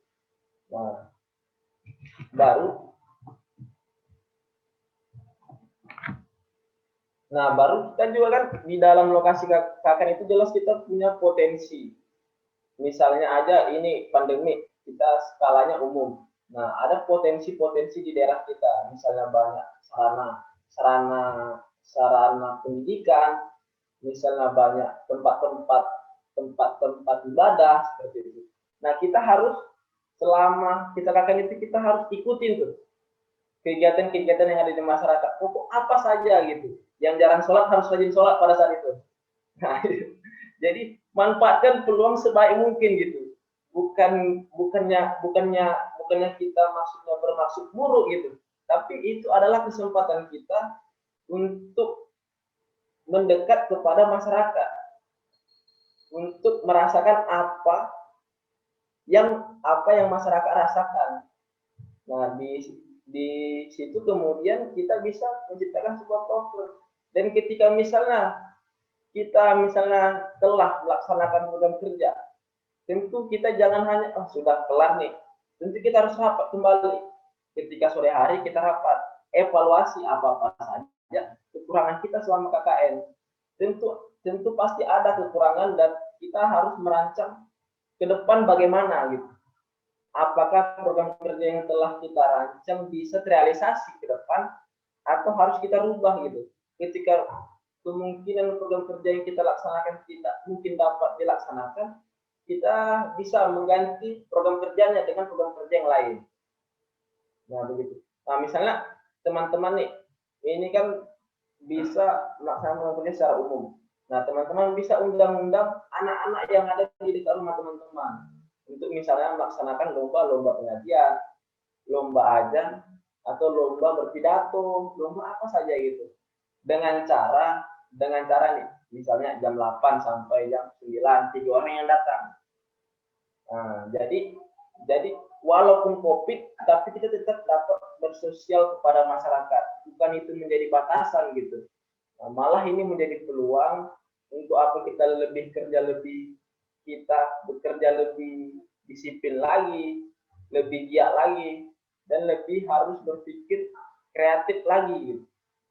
Nah, misalnya ini teman-teman punya lokasi KKN, teman-teman bisa daftarkan semua yang ada di lokasi KKN teman-teman, sarana-sarananya, misalnya ada sekolah, misalnya ada UMKM, ada apapun itu, ada usaha-usaha masyarakat, teman-teman bisa masukkan ke Google Maps gitu. Kan toh gratis, karena masyarakat pada saat ini karena kebanyakan di rumah gitu. Nah, malah usahanya tutup gitu. Dan kemudian ketika misalnya ada usaha masyarakat yang kreatif, nah, orang lain mudah untuk mencari di mana letak lokasinya gitu. Kita bisa masukkan daerah mereka ke dalam Google Maps atau sebagainya gitu untuk mempromosikan ekonomi masyarakat. Nah, contohnya lagi misalnya orang kerja sekarang lebih banyak dari rumah. Itu teman-teman bisa mengedukasi masyarakat atau teman-teman yang ada di sana, di masyarakat, begitu, di desanya teman-teman, Nah, misalnya banyak di situ pemuda yang senang Gojek, gitu kan? Pemuda yang senang Gojek. Nah, misalnya kalau Gojek di pandemi ini gimana sih? Tentu kita jangan lagi parkir di dekat-dekat sekolah gitu. Karena di sekolah sudah tidak ada muridnya lagi gitu. Nah, tentu jangan lagi kita mangkal di dekat perkantoran. Nah, karena di perkantoran orang sudah kerja dari rumah gitu. Nah, tentu lebih banyaklah berpangkal di dekat komplek-komplek perumahan. Ini kita di situ kita jadi harus petakan dulu bagaimana keadaan masyarakat dari usianya. Misalnya di tempat saya dulu kebanyakan purna wirawan, mantan-mantan TNI, dan banyak lansia yaitu yang sudah menjanda gitu karena sudah tua, nenek-nenek gitu. Nah, jadi pada kesempatan kali itu kita bisa melaksanakan senam lansia tentunya. Nah, jadi bagaimanapun program kerja kita harus sesuai dengan apa yang dibutuhkan masyarakat dan dapat menghibur masyarakat, bukan melaksanakan program kerja seperti apa yang kita inginkan. Nah, begitu. Jadi tadi teman-teman sudah petakan, ya teman-teman susun program kerjanya sesuai bagaimana yang masyarakat butuhkan, bukan yang teman-teman mampu ya. Nah, itu catatan pertama tuh. Nah, dan misalnya di dalam melaksanakan program kerja ini kan, pasti teman punya banyak hari gitu, punya banyak waktu, bukan hanya 2 hari ketika hari Sabtu dan Minggu, teman-teman juga punya hari-hari lain. Nah, makanya tadi itu saya katakan butuh untuk meminta jadwal kuliah teman-teman kita. Nanti ketika misalnya teman-teman sudah mendapatkan hari-harinya, teman-teman bisa mampir ke tempat KKN. Nah, teman-teman bisa mendampingi kegiatan-kegiatan yang ada di desa. Walaupun misalnya tidak ada kegiatan di desa, teman-teman yang bisa membuat kegiatan tersebut. Dan seminim-minimnya teman-teman bercengkrama lah dengan masyarakat setempat. Nah, jadi biasakan ketika misalnya sampai ke lokasi KKN, ya teman-teman keliling gitu. Teman-teman keliling. Jangan hanya diam di lokasi untuk melaksanakan program kerja gitu. Jadi sebagian misalnya membuat plan atau sebagainya, dan sebagian dapat keliling di wilayah KKN untuk bersilaturahmi dengan masyarakat. Nah, seperti itu. Dan juga misalnya online nih mau ngapain lagi gitu. Tentu banyak program kerja yang kita dapat laksanakan untuk mengedukasi masyarakat. Bukan hanya masyarakat, karena teman-teman juga terlibat dalam lingkungan fakultas, di lingkungan pendidikan, itu teman-teman bisa membantu adik-adik juga gitu. Adik-adik yang ada di fakultas, misalnya adik-adik yang baru masuk, sampaikan tips and trik untuk lulus SBMPTN, untuk misalnya ada dari kampus beasiswa. Nah, teman-teman bisa meminta datanya dan menyampaikan hal-hal tersebut kepada teman-teman yang baru masuk kuliah. Nah, tentu sangat banyak hal yang dapat teman-teman bantu. Bukan hanya lagi pandemi ini membuat kita membatasi diri untuk melaksanakan sesuatu, tapi ini akan menjadi potensi untuk melaksanakan kegiatan-kegiatan yang baru dan sangat bagus gitu. Karena ini adalah peluang gitu. Nah, jadi pahami dulu lingkungan teman masing-masing, pahami kayak morfologi teman di daerah teman-teman, bagaimana sih daerahnya teman-teman, atau bagaimana sih lingkungan rumah teman-teman begitu. Nah, jadi jangan hanya membatasi diri begitu. Dan manfaatkan relasi sebaik mungkin. Misalnya teman-teman punya kenalan nih, teman-teman industri, punya senior sebagai ketua HIPMI, kan gitu. Nah, mungkin teman-teman bisa bantu untuk melaksanakan daring atau membuat sebuah jurnal atau membuat sebuah modul begitu kan untuk dibagikan kepada masyarakat. Nah, jadi manfaatkan relasi sebaik mungkin begitu. Nah, dan juga manfaatkan pengetahuan teman-teman. Misalnya masyarakat ketika pandemi bingung, misalnya ada kejadian-kejadian di masyarakat, keluhan-keluhan di masyarakat. Misalnya pada saat melahirkan, banyak orang-orang yang kurang mampu gitu. Dan ketika saatnya nanti ada misalnya kejadian ketika orang melahirkan, malah bingung mau minjem mobil siapa begitu ke masyarakat. Nah, tentu dengan pengetahuan teman-teman bisa mendata apa-apa saja yang dimiliki masyarakat, inventaris apa saja yang dimiliki, dan kemudian itu dapat menjadi pedoman atau menjadi pandangan buat masyarakat lainnya seperti itu. Di mana misalnya puskesmas terdekat, nah, misalnya nomor-nomor pemadam kebakaran, nomor-nomor ambulans. Nah, itu bisa teman-teman tempelkan di depan rumah masyarakat begitu. Nah, mungkin banyak hal yang kita lakukan gitu.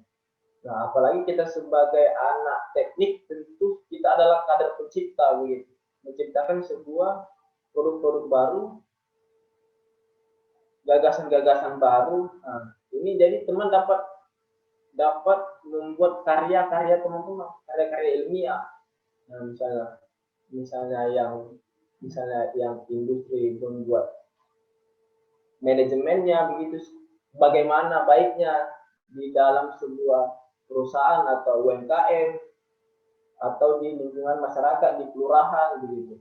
Nah, nanti dari teman-teman kimia misalnya membuat sabun, buat cuci tangan. Nah, dan teman-teman bisa juga misalnya yang dari pertambangan membuat peta gitu. Nah, banyak hal yang dapat dilakukan. Gitu. Karena misalnya di desa ini toh kita belum memahami apa saja yang menjadi kendala di desa. Gitu. Nah, untuk itu tadi saran saya yang pertama, teman-teman dekati itu baik-baik masyarakat. Semua program kerja kelurahan itu kalau bisa kita hadir walaupun bukan di hari kita KKN. Misalnya sebagian belum mampu untuk hadir, ya sebagian saja gitu yang pergi ke lokasi KKN atau ketua KKN-nya atau sebagian saja untuk merasakan empati tadi kepada masyarakat. Nah, karena ketika kita melaksanakan hanya kegiatan yang bersifat daring saja, sungguh empatinya sangat berkurang gitu. Pendidikan karakternya kurang. Gitu.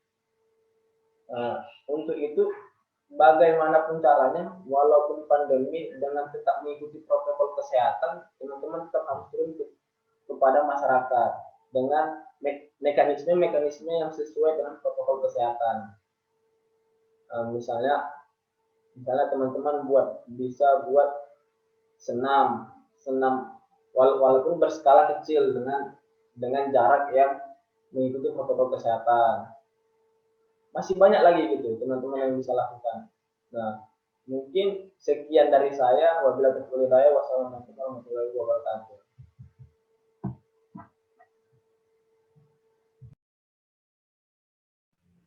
Ya, terima kasih kepada Bang Sardion atas penyampaian materinya. Seperti yang dikatakan Bang Sardion tadi, di sini yang kita dapat dari Bang Sardion terkait bagaimana proses mulai dari kita membentuk kelompok KKN, mulai dari input proses outputnya, dari kita mulai membentuk, membagi tugas berdasarkan keahlian masing-masing, dan seperti yang kata Bang Sardion, yang paling utama yang kita bawakan ke KKN ini sebuah atau sesuatu yang memang dibutuhkan masyarakat, atau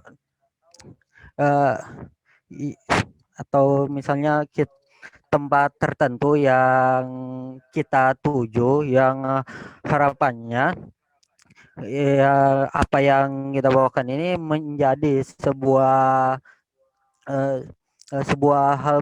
hal baru dan bisa diterapkan secara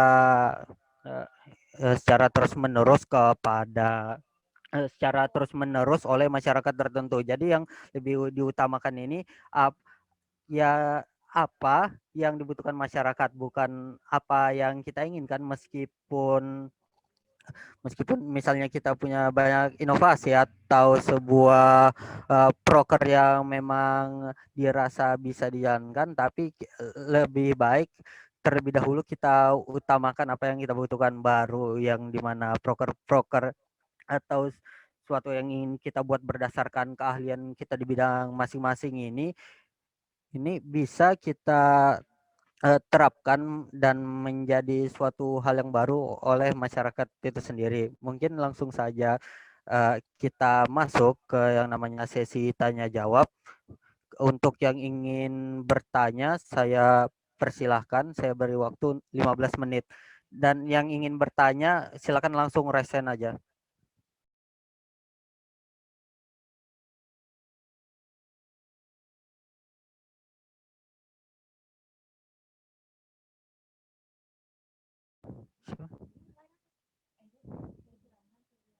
Ya, silakan kepada saudari Febrianti.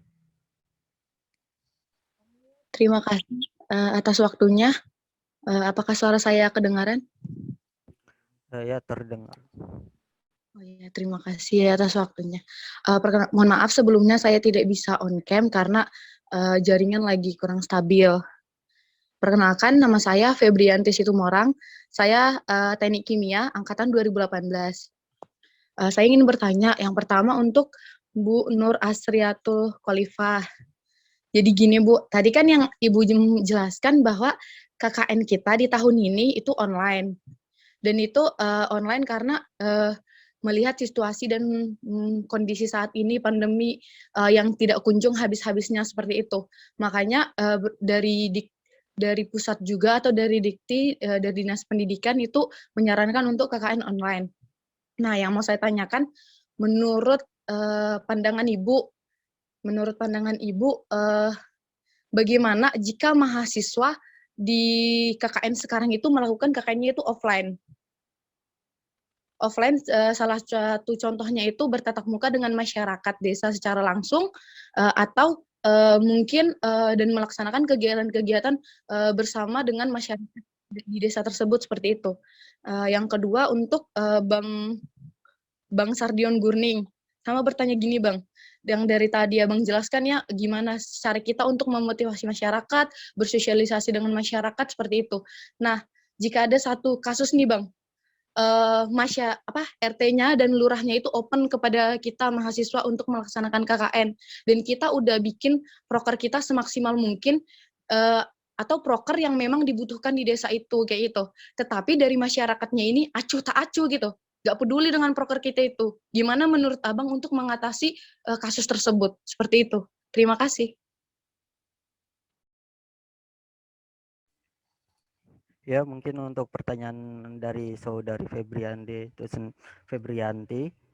untuk pertanyaan kepada Bu Asri itu sendiri, mungkin bagaimana pandangan Ibu di mana pada saat kondisi pembatasan kegiatan secara besar, pembatasan kegiatan ini kita melaksanakan KKN secara offline atau misalnya terjun langsung ke lapangan. Bagaimana pandangan Ibu? Dan untuk pertanyaan Bang Sardion, misalnya kita ini punya sebuah proker yang memang dibutuhkan oleh masyarakat itu sendiri, tapi masyarakat itu sendiri tidak memberikan timbal balik kepada kita. Mungkin untuk pertanyaan pertama saya berikan kesempatan kepada Bu Asri, saya persilahkan. Oke, terima kasih Fikri, dan juga terima kasih kepada Febrianti yang sudah memberikan pertanyaan. Saya jawab ya pertanyaannya tentang bagaimana pendapat saya jika mahasiswa ada yang melakukan KKN secara offline, walaupun sekarang KKN-nya ditujukan untuk kegiatan yang online. Nah, kalau misalnya di Fakultas Teknik sendiri, kalau misalnya Febrianti dari Fakultas Teknik, di Fakultas Teknik itu ada satu keharusan untuk membuat proker yang sifatnya secara online.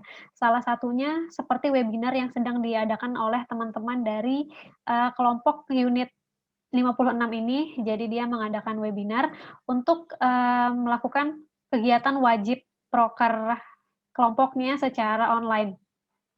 Dan di sini untuk yang melakukan kegiatan KKN secara offline itu saya kembalikan kepada dosen masing-masing.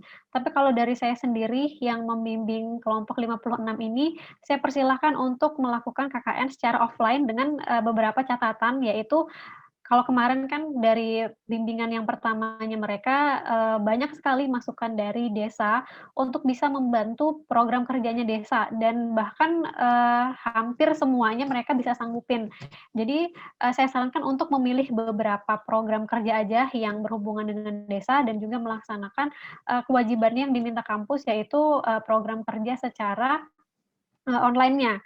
Jadi mereka di sini setelah melakukan webinar ini juga nantinya melakukan program kerja kelompok yang secara offline untuk mendukung kegiatan di desa atau di lokasi KKN-nya mereka. Itu saya perbolehkan, namun dengan protokol kesehatan yang ketat dan juga menjaga jarak ya tentunya, karena kan di sini kalau misalnya terjadi, kita nggak mau ya terjadi apa-apa sama mahasiswa KKN sendiri, karena masih harus ada kuliah yang harus mereka selesaikan, ada program KKN yang mereka selesaikan, makanya saya sarankan untuk tidak menyanggupi semua yang disarankan sama desa setempat gitu. Jadi dipilih aja beberapa yang bisa mereka lakukan selama kurang lebih 45 hari KKN ini, dan juga kewajiban dari yang diminta oleh ke koordinator KKN Pak Fahrizal Adnan itu seperti apa. Jadi kalau yang mau offline mungkin bisa dikembalikan ke dosen pembimbingnya masing-masing. Kalau dari saya pribadi, saya memperbolehkan mereka untuk offline dengan catatan kalau misalnya tidak terlalu sering untuk pergi ke lokasi, mungkin hanya seminggu sekali, ataupun nggak setiap hari jadinya ya, dan juga tetap perkuliahan mereka yang setiap harinya Senin sampai Jumat itu bisa tetap dilakukan. Jadi jangan hanya fokus sama program KKN, tapi juga harus membagi waktu dengan perkuliahan yang sedang mereka ikutin. Gitu sih kalau dari saya, Febrianti. Terima kasih atas jawabannya, Ibu. Sama-sama. Ya, Bang Sardion, mungkin untuk pertanyaan terkait bagaimana jika kita mempunyai sebuah proker yang memang dibutuhkan masyarakat, tapi masyarakat tidak memberikan respon atau timbal balik kepada kita, bagaimana tanggapannya? Kepada Bang Sardion, saya persilahkan. Ya, saya Mas ya, pertanyaan yang sangat menarik gitu. Memang ini kejadian yang sangat sering terjadi di masyarakat gitu. Nah, untuk itu kita butuh sebuah pendampingan dari tokoh-tokoh setempat. Tentu kita harus mencari tahu juga informasi mengenai siapa-siapa saja tokoh yang berpengaruh di desa-desa tersebut begitu. Misal dari RT tadi yang katanya Febrianti, di situ RT-nya open gitu, lurahnya open, maka dari itu kita butuh pendampingan dan butuh juga masuk tadi ke dalam grup-grup warga setempat untuk mensosialisasikan agenda apa yang kita laksanakan. Mungkin kita bisa sosialisasikan jauh-jauh hari agar masyarakat juga menyediakan waktu atau menyediakan siapa nanti perwakilan dari keluarganya untuk menghadiri agenda yang akan kita laksanakan. Contohnya dulu saya penyemprotan disinfektan di wilayah kontrakan saya begitu. Nah, jadi saya hubungin RT setempat begitu. Saya hubungi RT setempat, RT-nya mengabarkan kepada masyarakatnya, dan nanti masyarakatnya akan chat tuh di chat di grup tersebut begitu. Saya begitu. Jadi ketika misalnya juga kita menghampiri rumah-rumahnya, kita bukan hanya mencari rumah-rumah yang terbuka begitu. Kita ketokin juga, karena nanti RT-nya kan sudah tahu nih, nah ini siapa orangnya, ini siapa orangnya. Nah, jadi seperti itu caranya PPN. Kalau misalnya solusi yang saya dari kondisi sekitar desa kamu, apakah banyak nih anak-anak sekolah? Biasanya kalau misalnya ada anak usia SMP sampai SMA di sekitar rumah, itu kamu perhatiin misalnya dia harusnya kan jam sekolahnya mereka itu dari jam 7 bisa mungkin sampai tengah hari ya, sampai jam 12, karena kalau di pandemi biasanya mereka sekolahnya nggak full sampai siang atau sore. Coba diperhatikan apakah mereka setelah sekolah itu biasanya ada acara ngumpul-ngumpul sama teman-teman sebayanya atau gimana? Atau misalnya kalau misalnya sering diperhatikan, lebih banyak nih anak-anak usia SMP, SMA yang cuma kerjaannya cuma nge-game pas lagi pandemi kayak gini. Atau misalnya kalau kalian sering jalan ke mall siang-siang itu kayaknya banyak mahasiswa juga yang, eee, nggak ikut kuliahnya tapi malah jalan sendiri atau banyak yang wisata gitu ya. Nah, itu coba bisa dibikin video edukasi dengan mengundang, dosen yang berpengalaman untuk peningkatan belajar atau minat belajar dari siswa, bisa dari psikolog atau misalnya dari FKIP. Nah, itu biasanya, kadang untuk siswa SMP, SMA itu mereka cenderung bosan untuk menghadapi perkuliahan online, termasuk juga untuk usia kuliah seperti kalian ini juga bisa cenderung bosan. Nah, bagaimana cara mengatasi, hal-hal tersebut dan bikin untuk kuliah itu lebih, kita ngerasanya nyaman, untuk menyenangkan, untuk ngerjain tugas juga nggak bosan, terus misalnya dari cari referensinya atau pembagian tugasnya, pengerjaannya juga lebih mudah, itu caranya gimana? Nah, mungkin bisa bekerja sama dengan dosen-dosen dari psikolog atau misalnya dari, FKIP tadi, bagaimana dia bisa untuk menghadapi anak-anak tersebut. Kadang kan mereka punya cara-cara tersendiri ya, yang di keteknikan ini kita nggak mempelajarin untuk, kita bisa menguatkan orang dalam, belajar gitu. Itu dari salah satu contohnya aja, atau misalnya lagi, dari yang tadi, misalnya programnya, misalnya kalau misalnya dari yang penduduknya sudah melek teknologi, mungkin, lebih ke ini, kalau misalnya memanfaatkan ilmu yang kita punya. Misalnya tadi contohnya seperti desinfektan bahan alam. Nah, desinfektan bahan alam ini kalau misalnya yang sering kita lihat kan dia pasti ada bahan-bahan kimianya yang harus kita bikin, atau kita beli untuk bikin desinfektan itu. Tapi kalau misal dari bahan alam yang lebih alami, yang lebih aman, dan juga cara pembuatannya lebih mudah, itu bisa kalian manfaatkan karena desinfektan ini masih sangat kita gunakan di masa pandemi, atau misalnya membuat hand sanitizer yang mudah dan murah gitu, atau dari bahan alam juga, itu juga bisa. Itu juga menjadi salah satu, contoh kalau misalnya penduduknya sudah melek teknologi. Dan kalau misalnya tentang desinfektan atau tentang hand sanitizer, dan juga misalnya webinar untuk pendampingan orang tua dan murid, itu cakupannya bisa lebih luas. Jadi kalau misalnya webinar seperti ini, bisa kalian share ke media sosial atau kemanapun ke grup yang kalian punya, ataupun kalian minta bantu orang tua juga, ke grupnya mereka, biasanya kadang orang tua murid itu punya grup. Nah, itu bisa kalian share agar, mereka juga tahu dan teredukasi gitu. Jadi, cakupannya bisa lebih luas dan nggak cuma di penduduk sekitar tempat tinggal kita. Itu sih dari pendapat saya, mungkin, Sardion mau menambahkan? Ya, kepada Bang Sardion terkait pandangannya terkait menentukan proker berdasarkan kondisi penduduk yang sudah melek teknologi, kepada Bang Sardion saya persilahkan.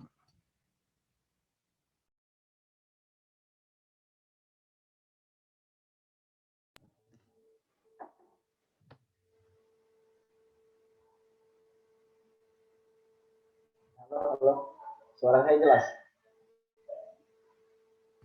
Ya jelas, Bang.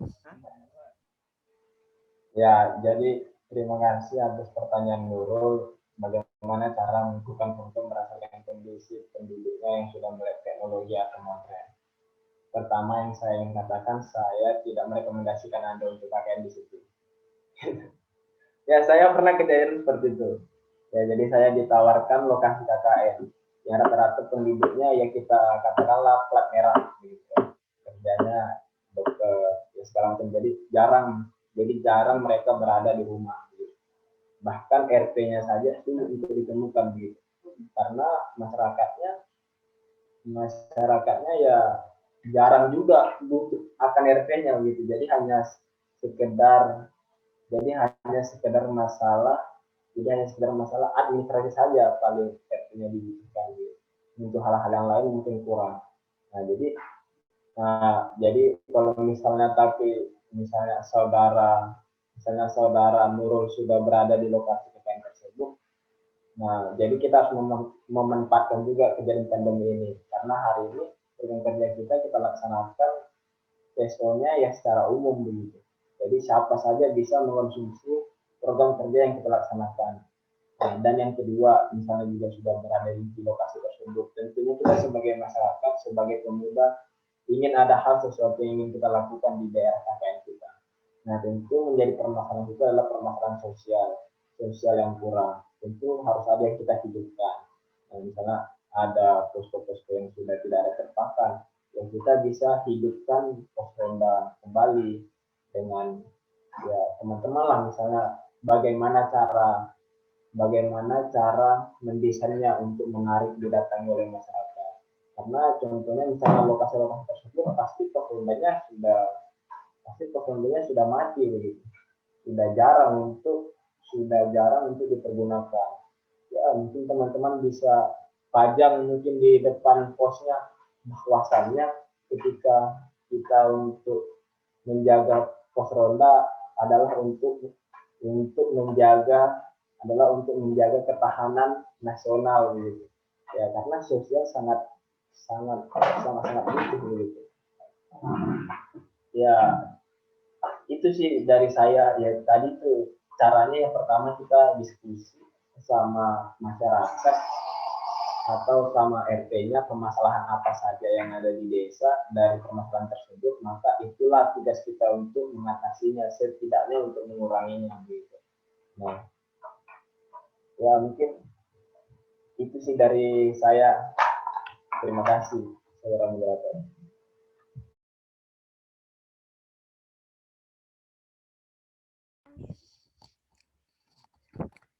Ya, bagaimana saudari Lola terkait tanggapannya?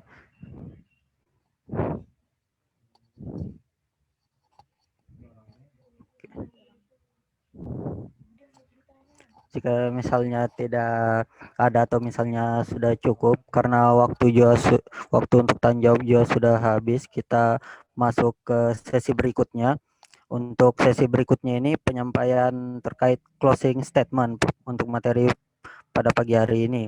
Untuk yang pertama, saya persilakan kepada Bu Nur Asriatul Khalifah untuk menyampaikan closing statement-nya. Kepada Bu Nur Asriatul, saya persilahkan. Terima kasih Fikri. Mungkin yang sebelum kita masuk ke acara selanjutnya, pesan dari saya untuk KKN online ini jangan terlalu dijadikan beban ya. Karena kadang kita pusing dengan KKN, terus kita lupa sama kuliah yang wajibnya.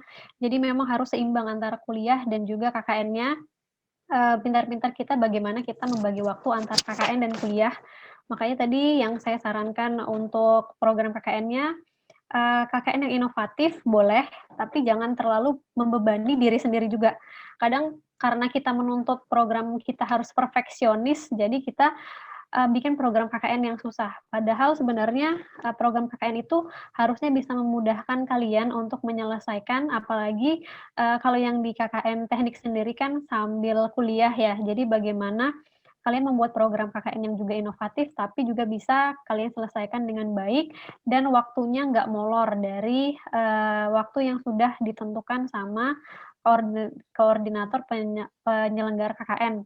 Dan program KKN itu kalau dari saya mending yang kalian sukain dulu. Jadi kalian sukanya di bidang apa, misalnya dari yang berhubungan dengan kuliahnya kalian, nah itu bisa dimanfaatkan untuk menjadikan program KKN itu tadi. Misalnya tadi ada yang suka sama bikin konten dan lain sebagainya, video tutorial bisa membuat seperti saringan air bersih dengan bahan-bahan yang sederhana, kalian bisa eksperimen sendiri dari botol bekas dan lain sebagainya. Itu bisa dijadikan sebagai program KKN. Jadi sederhana, murah, dan juga gampang kalian ngerjainnya gitu. Itu sih kalau dari saya. Jadi untuk yang sekarang lagi KKN atau yang nantinya akan KKN di tahun depan atau periode selanjutnya, mungkin bisa mengambil program-program yang kemampuannya kalian atau ilmu kalian yang bagaimana yang bisa diterapkan untuk program KKN. Atau kalau misalnya ada permasalahan dari desa lokasi KKN-nya kalian, bisa dimanfaatkan juga dari masalah tersebut, kalian implementasikan dengan ilmu yang telah kalian dapatkan selama perkuliahan dari semester 1 sampai di semester 6. Sekian dari saya. Ya, terima kasih atas penyampaiannya. Berikutnya closing statement kepada Saudara Sardion. Saya persilakan untuk menyampaikan closing statement-nya. Bismillahirrahmanirrahim. Assalamualaikum warahmatullahi wabarakatuh. Closing statement dari saya. Teman-teman tetap semangat, tetap jaga kesehatan. Walaupun misalnya teman-teman dituntut untuk mengabdi kepada masyarakat, tapi tetap jaga kesehatan karena kita bisa mengabdi dari jauh juga toh, melihat teknologi yang ada dan untuk melaksanakan program kerja teman-teman.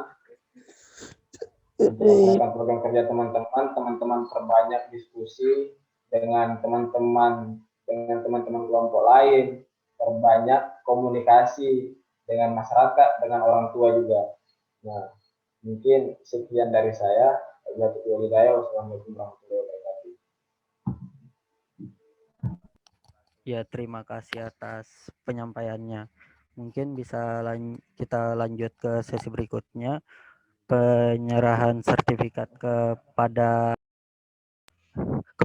pemateri.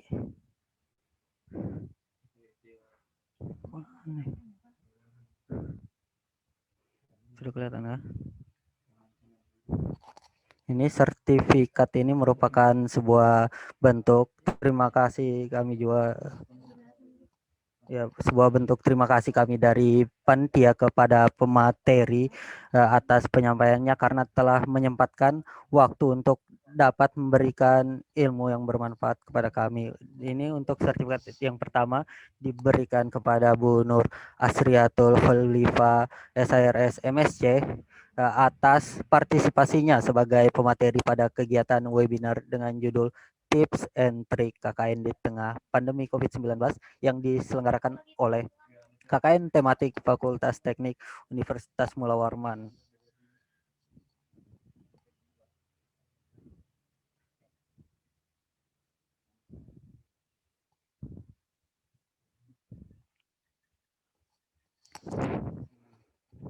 Berikut sudah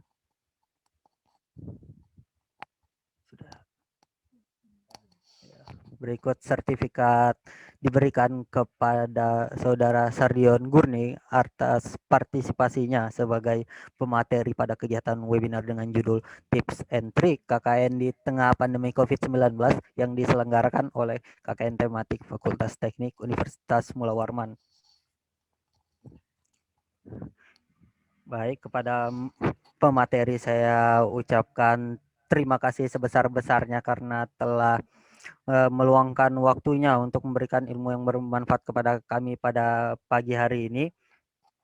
Mungkin sebelum kita akhiri sesi penyampaian materi pada kali ini, kepada para peserta saya minta untuk on cam untuk dilakukan sesi foto bersama. Satu, dua, tiga. Lagi, satu. Oke, sudah.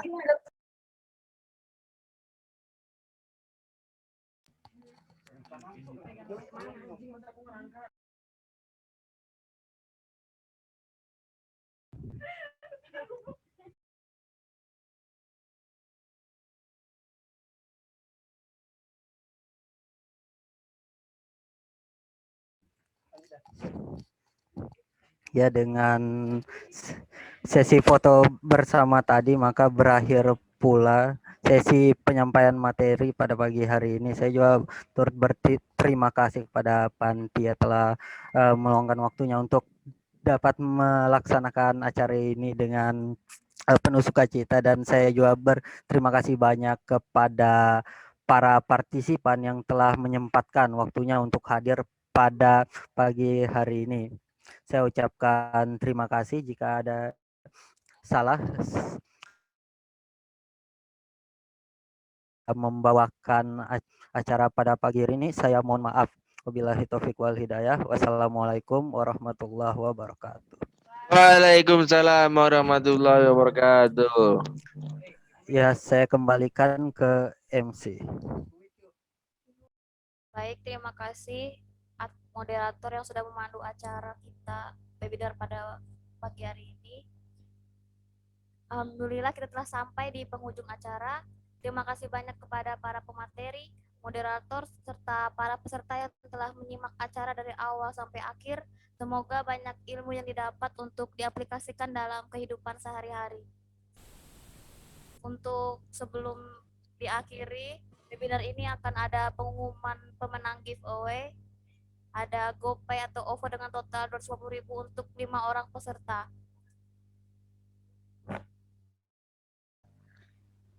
Langsung saja yang panitia bisa share screen untuk pemenangnya.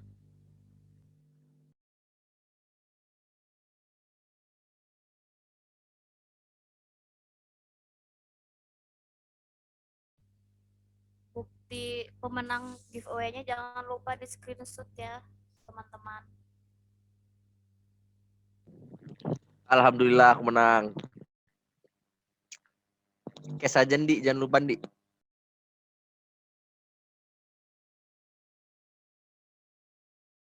Langsung saja kita start ya guys.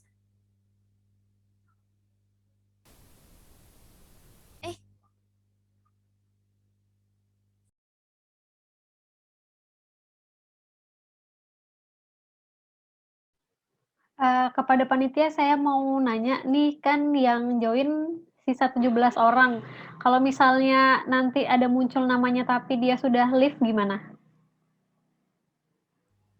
Dikocok lagi, Bu. Diundi lagi. Oke.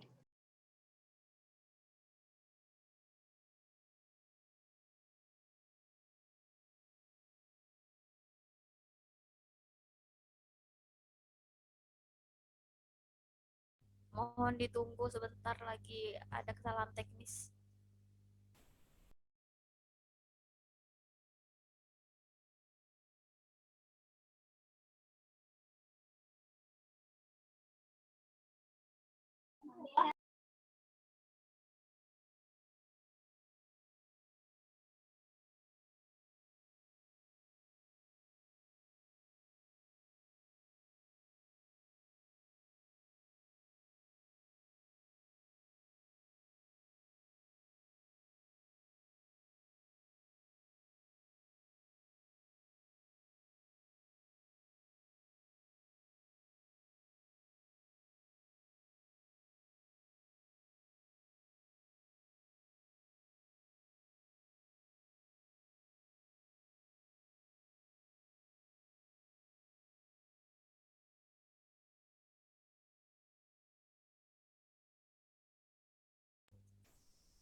Yang pertama pemenangnya ada Ed Mahfud. Ada orangnya kayak ini. Mahfud. Yang kedua ada Ed Putri Deva. Kalau ada bisa langsung di screenshot aja.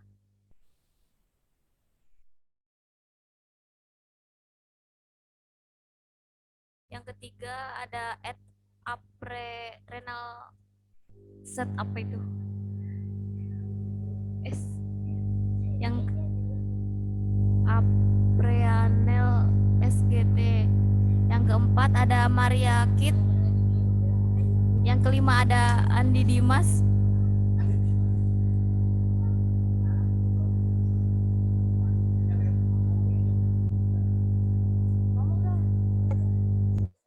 Yang pemenang kelima dikarenakan dari panitia mungkin akan diserahkan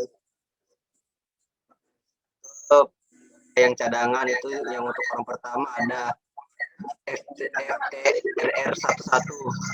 Apa orangnya ada?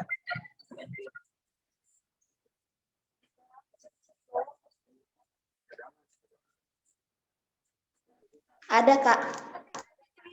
Oh, ada. Oke. Mungkin kepada pemenang bisa dikonfirmasi kepada panitia. Screenshot.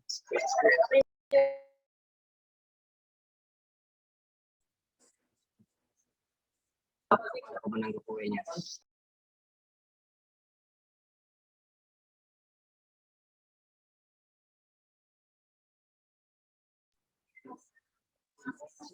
Ada? Ada, Kak. Mahfud.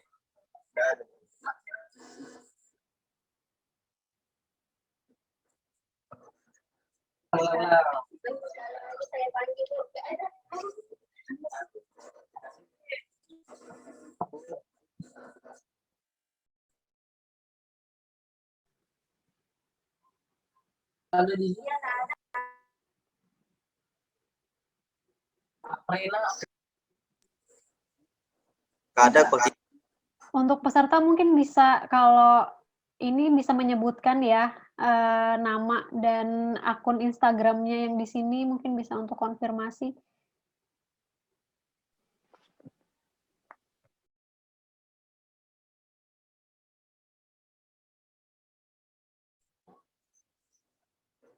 Pilih, silakan resen. Mudah. Di kamu kok dapat di? Dapat di bisa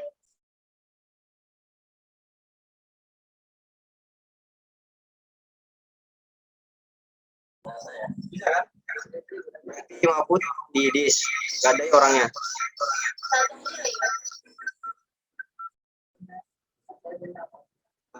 Siap berarti Mahfud. Siap tuh umur ini.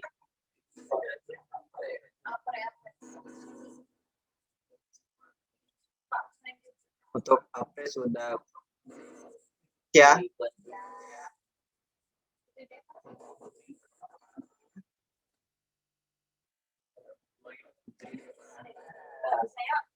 Putri Deva, apakah ada Putri Deva?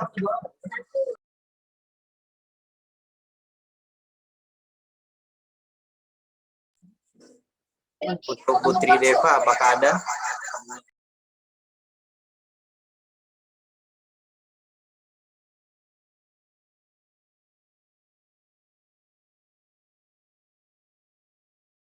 Kalau tidak ada, akan kami dis.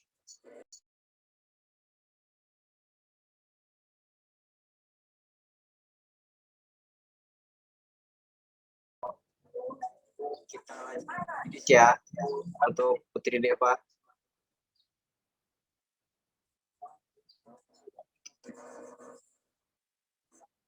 Ya, Aprenalis HYDT apakah ada? Ada, Kak. Menang. Ya, KIT apakah ada?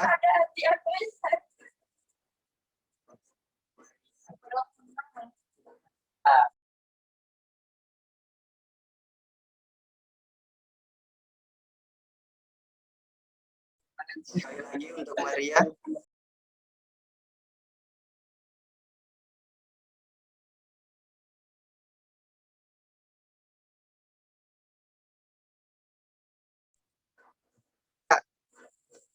Ya.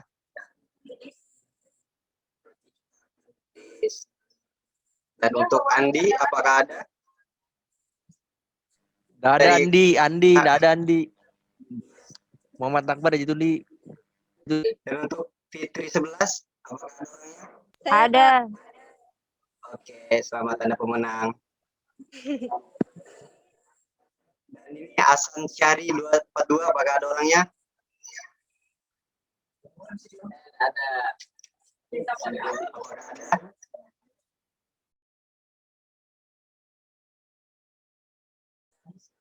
Ya, ini ada orangnya.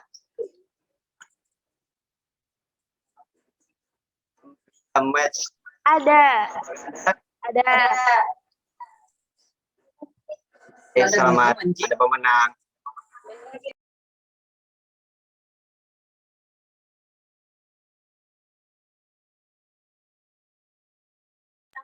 Berarti tinggal 2 ya. Mungkin bisa kita acak lagi ya.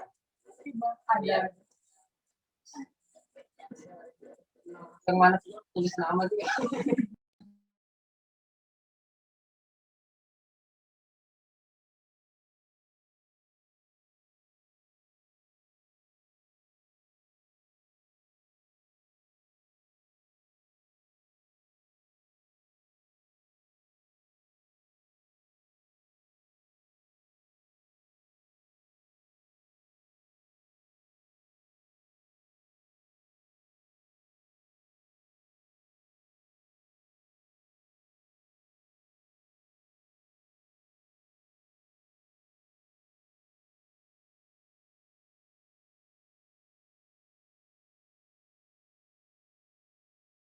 Kita cari lagi ya untuk dorong pemenang.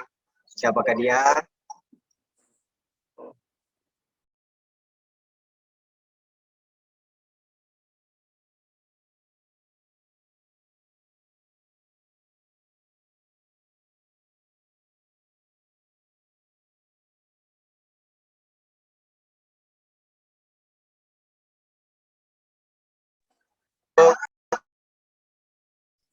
Untuk Andi Jas, apakah ada?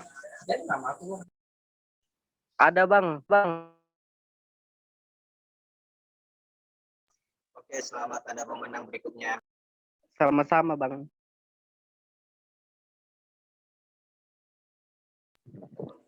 Hasan Syahri 242, apakah ada orangnya juga?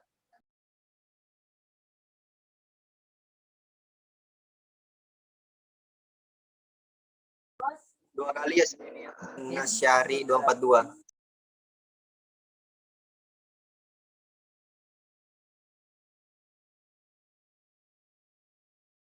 Berarti kita di lagi ya. Kita cari lagi untuk satu orang.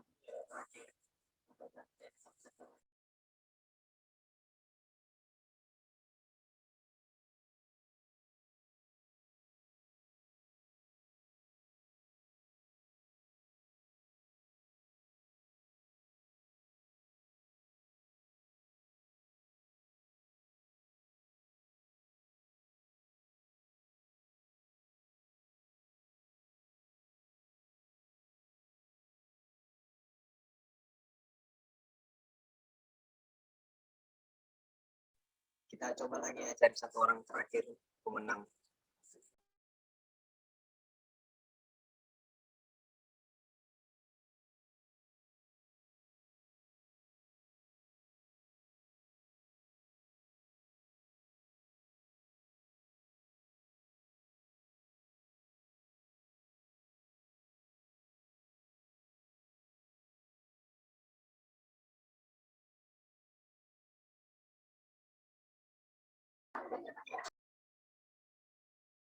Untuk Apui 22, apakah ada orangnya?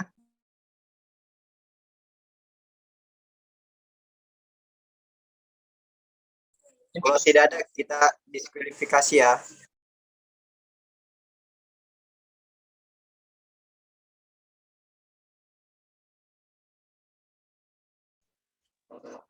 Sudah ya, berarti kita dis lagi ya.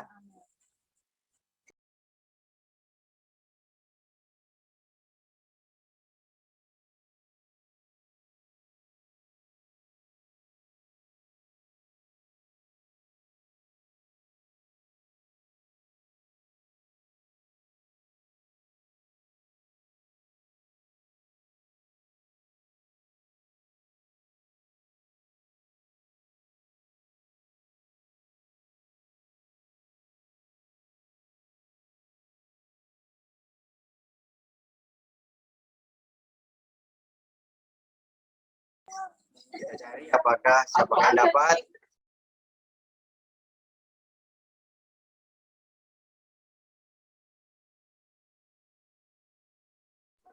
Saudara Nova Falahia, apakah ada?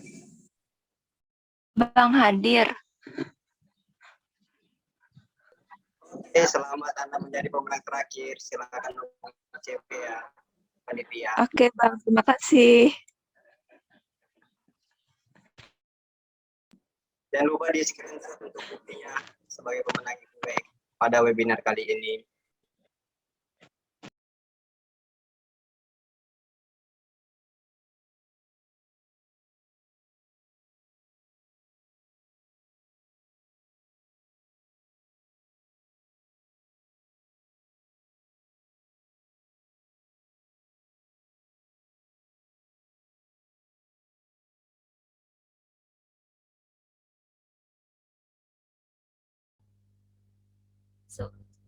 Sekian acara webinar kali ini. Saya mewakili panitia yang bertugas menyampaikan mohon maaf atas salah kata dan perbuatan. Akhir kata, terima kasih dan wassalamualaikum warahmatullahi wabarakatuh. Waalaikumsalam warahmatullahi wabarakatuh. Dah.